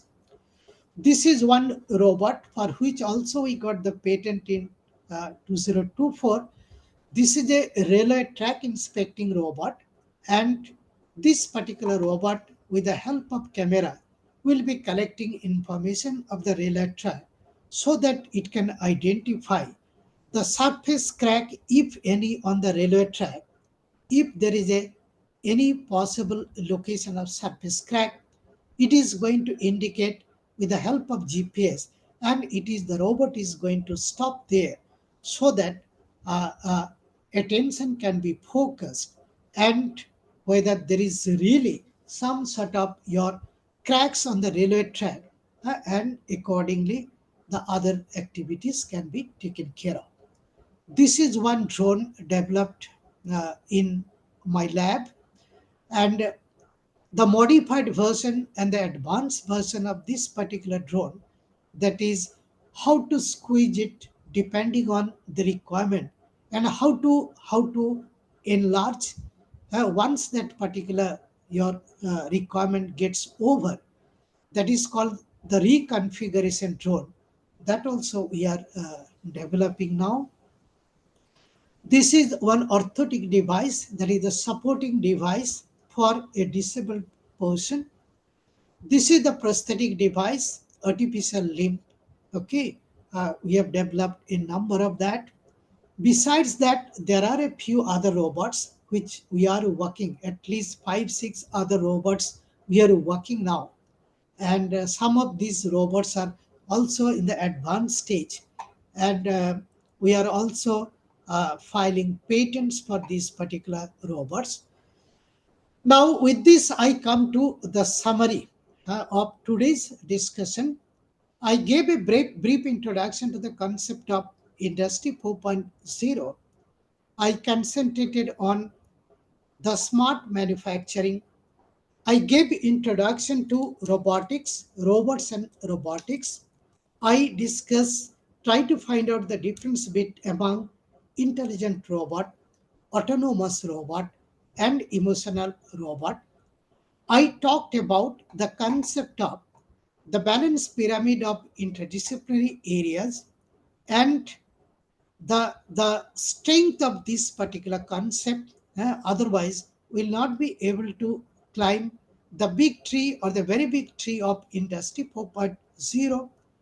I gave the introduction to the concept of intelligence, artificial intelligence, human intelligence, computational intelligence. I discussed something on role of AI in Industry 4.0. And at the end, a few robots developed by us at IIT Kharagpur in my Center for Robotics have been demonstrated. These are the references. The textbook written by me, that is textbook on fundamentals of robotics and AI. So now its second edition has come very recently. The textbook on soft computing fundamentals and application, its third edition has come only a few weeks ago. I have developed 4 NPTEL courses. NPTEL course on robotics has already, I think, ran for 6 times or 7 times. Then NPTEL course on physiologic neural network has also, I think, run for 6 or 7 times. Traditional or non-traditional optimization tools for tools by me. Unfortunately, this particular course could not reach much attention. I think it ran only for 3 times or 4 times. I do not remember exactly. Now, another very popular course, which is your this thing, experimental robotics, which I developed only 2 years ago, and already 2 times it has run, and it could reach immense popularity. It is due to the fact that here we consider 5 different experiments in my lab, like Center for Excellence in Robotics, using 5 different robots.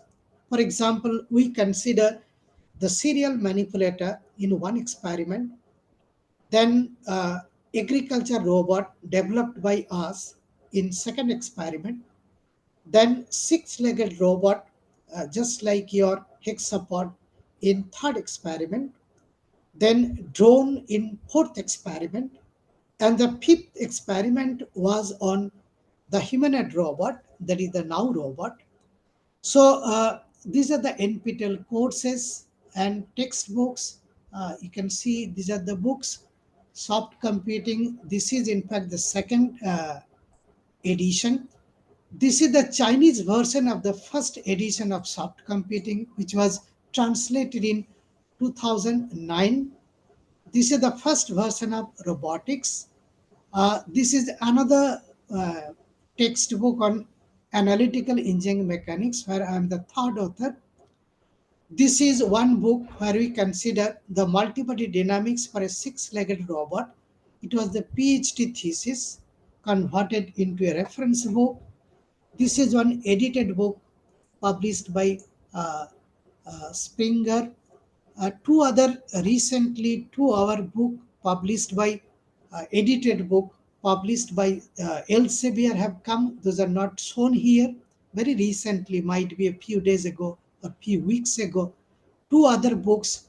One is on related to rehabilitation robotics, and another is something related to humanoid robots, more towards humanoid robots, have been published by Elsevier. Then this is actually the third edition of soft computing and AI. Then comes, this is the second edition of robotics and AI. Thank you very much for your patience. Now, if you have any query, uh, any doubt, I'll uh, try my level best to clear the doubt. Shall I come out of the PPT mode? Yes, sir. You may, sir. Good afternoon, sir. But I would request that you remain in your PPT mode for a few moments, because since our Okay. audience may have some questions relevant to some of Okay. your slides. Good, good, good. So I'm extremely thankful to you, sir. From the bottom of my heart, I'm really thankful for you in providing the insights into this emerging technology. And I'm pretty sure that your insights are going to ignite some ideas into the participants. Now it is participants' turn to make the most of this presentation by asking relevant questions to Pratyahar sir. We'll be more than happy to answer your questions. So if you have any questions, please raise your hand. You will be unmuted, and Dr. Saroj will allow you to speak here. If you have any questions, please raise your hand. Dr. Lakshmi. Yeah, good afternoon, sir. Am I audible to you? Yes, yes, you are audible. Yeah, so your talk is very inspiring to the young minds. So just I'm having a query to ask one question. So about the agro robots. So how Yes. many diseases is it identified? Pardon? So how many diseases the agro robot can identify? Ha. Actually, the robot which we have developed till now, we consider up to 3 diseases.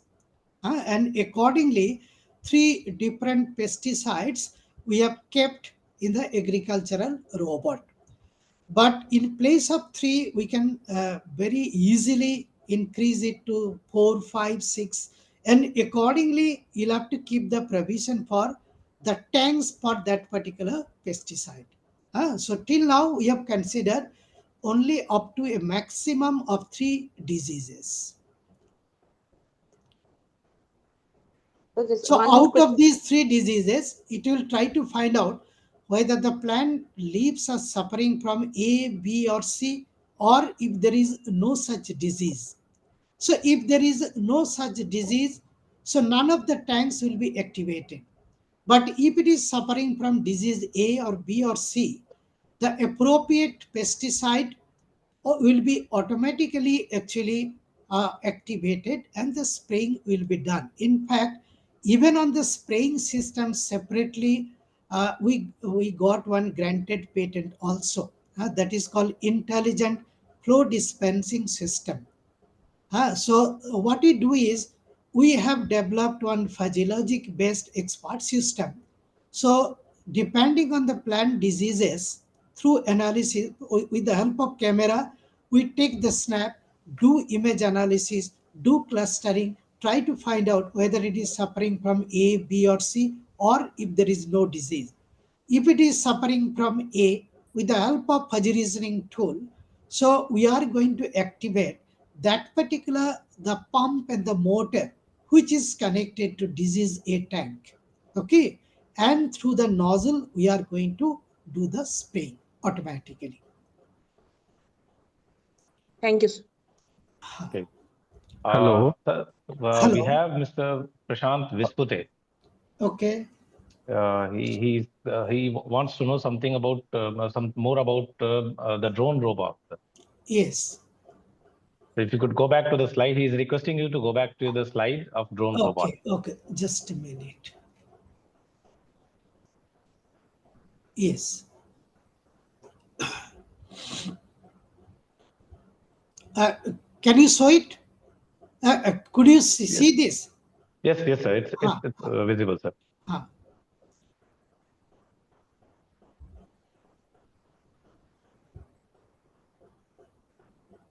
Saroj sir, kindly unmute Mr. Vispute. Mr. Hello. Vispute, please raise your hand so that I can allow you to speak.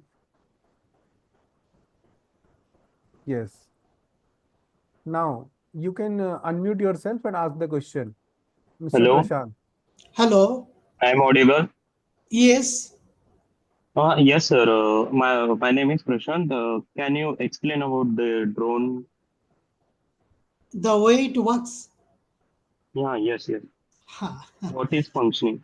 Yes, actually, this particular drone, you could see that there are 4 such fan sort of thing, no propeller sort of thing.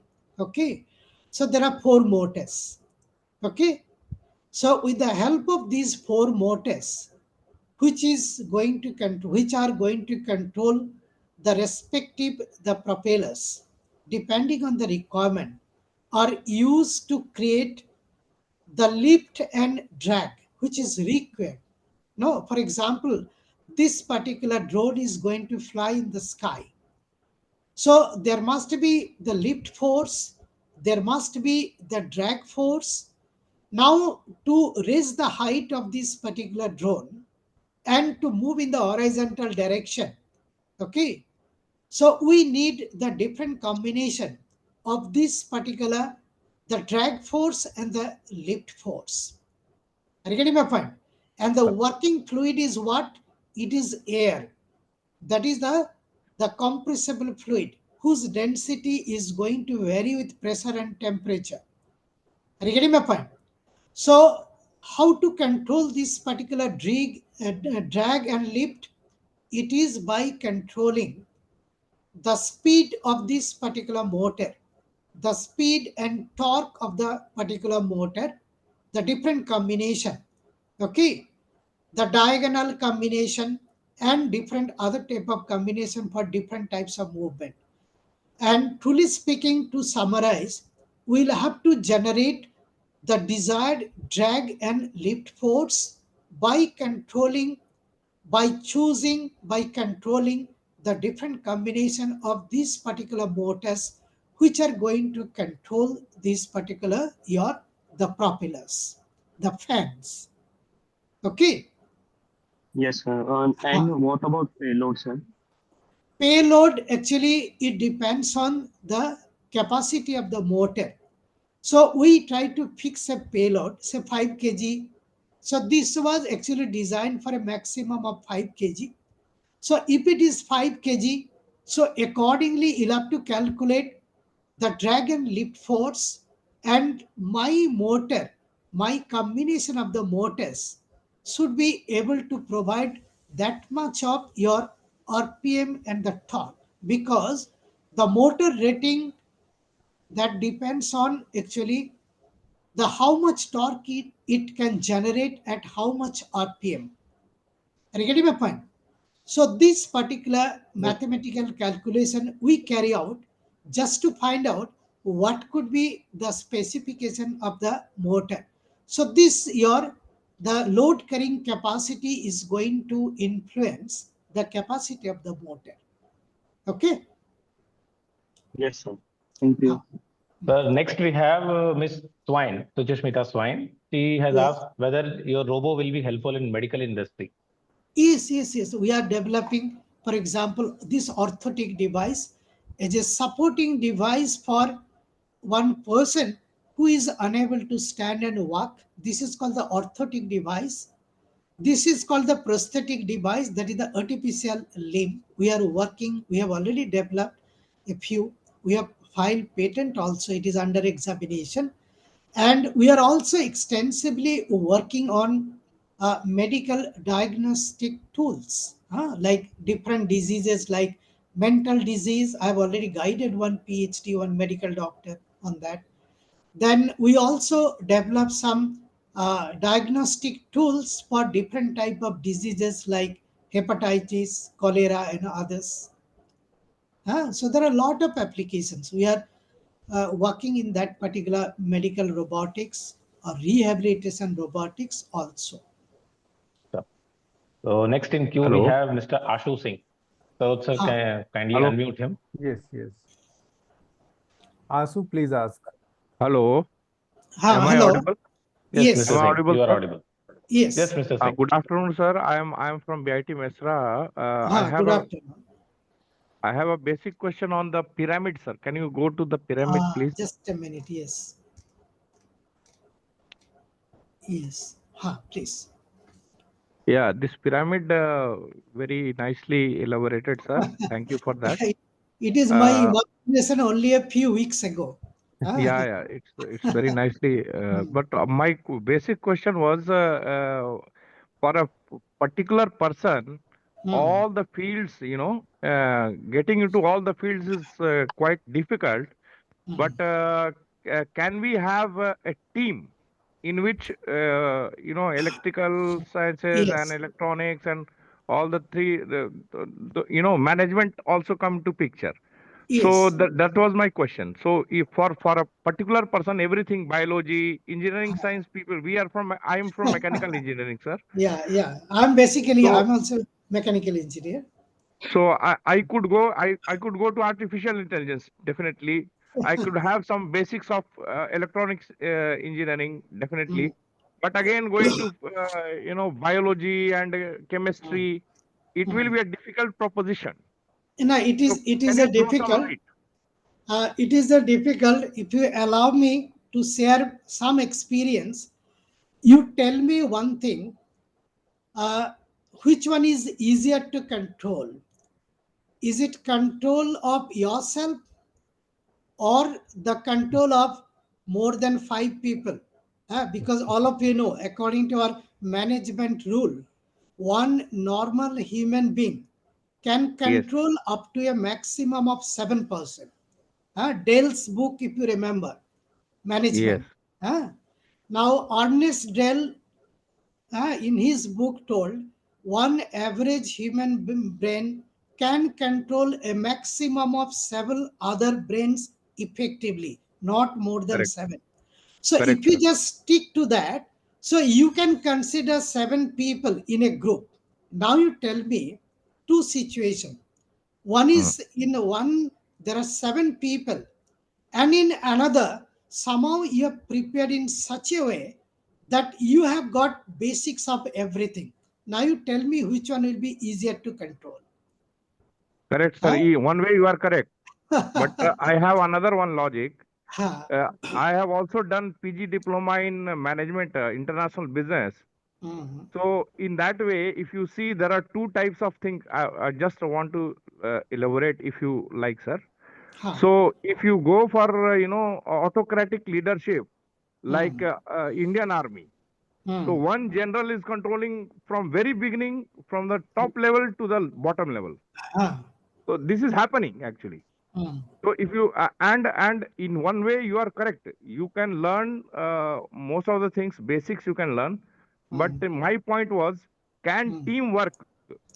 Definitely team can work. If you are extremely lucky one, then you will be getting a very good team and teamwork. And if this team worked in an ideal way, nothing could be better than this. Okay. Yes, But sir. you know how much difficult it is. It is. So what we do is, in place of this particular triangle, you fit one Gaussian distribution. Let me see. Yes, sir. Yes, If sir. I can just do it, just I'll tell you a fact. I'll tell you a fact. Just a minute. Give me just one. So this is my pyramid. No. Now I'm Yes, sir. just going to do one thing. I'm just going to fit one Gaussian distribution roughly. Accurately, I cannot draw it here. So this is my Gaussian distribution C. Are you getting my point? Yes, If sir. Yes. this is the Gaussian distribution, your position is at the mean. You are the leader. It's like bell curve. Yes.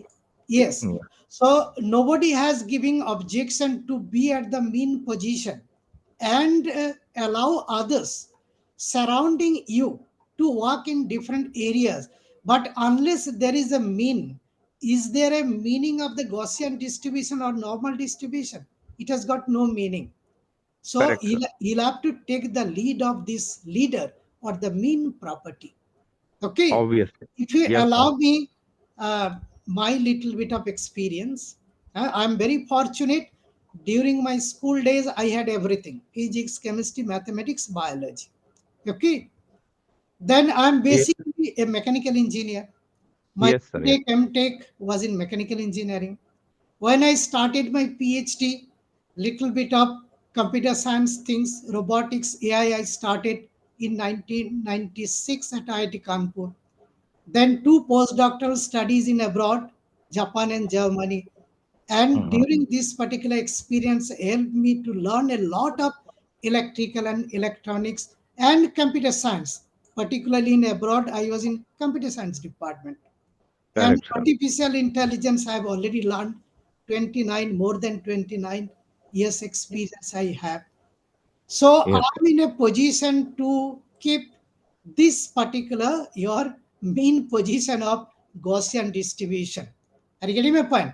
Now people Correct, sir. are working, they are taking my course on AI, on robotics, and they are working for this BTP, MT, PhD from various departments. That's So right. if you allow me, so I could see the real strength of this particular pyramid.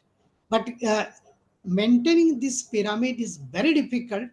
And if you do not think as an advertisement, when IEEE gave me in 2022 Technologist of the Year, they didn't give Mhm. me due to my background in mechanical engineering. They gave it for electrical, electronics, computer science, and AI only, and robotics. Okay, so it is mentioned there in their certificate of that IEEE man of that year. No, IEEE, what is that? IEEE Technologist of the Year, Correct, sir. 2002 by But IEEE. but what but one thing, sir, you cannot imagine robotics without mechanical. No, no, mechanical. You see, I am the person. I am working on all four modules. Right, I sir. Right. you see, the way I design, I've already designed so many. I'm still designing so many. What I do, Yeah. I see the application of the robot. Mm. Accordingly, I prepare one draft design using my own hand, own sketch. Then I sir. go for kinematic analysis, dynamic analysis, formulate as an optimization problem, try to find Right. out the optimal solution. I revisit of my design, I modify, go for the fabrication, go for the controller, motor, then testing, preliminary testing. Then we inject intelligence to make it intelligent and autonomous. This is Thank the you. way I develop and design the robots for various applications. Now, lot many things are going on. I can tell you the name: pipe climbing robot, wall climbing robot, industry, like the to move different components, special type of robots. Okay. Then comes your for school children, some sort of robots I have developed, like which can teach the school children regarding good touch and bad touch, that type of thing. Different types of orthotic and prosthetic devices. So lot many things are going on. Huh? So, but this is the method which I follow. Thank you. Okay. Thank you so much, sir, Ah, for your Thanks, complete thanks a discussion. lot, sir. We are really Now, privileged to host you today, sir. thank We you, must say thank you. we are blessed.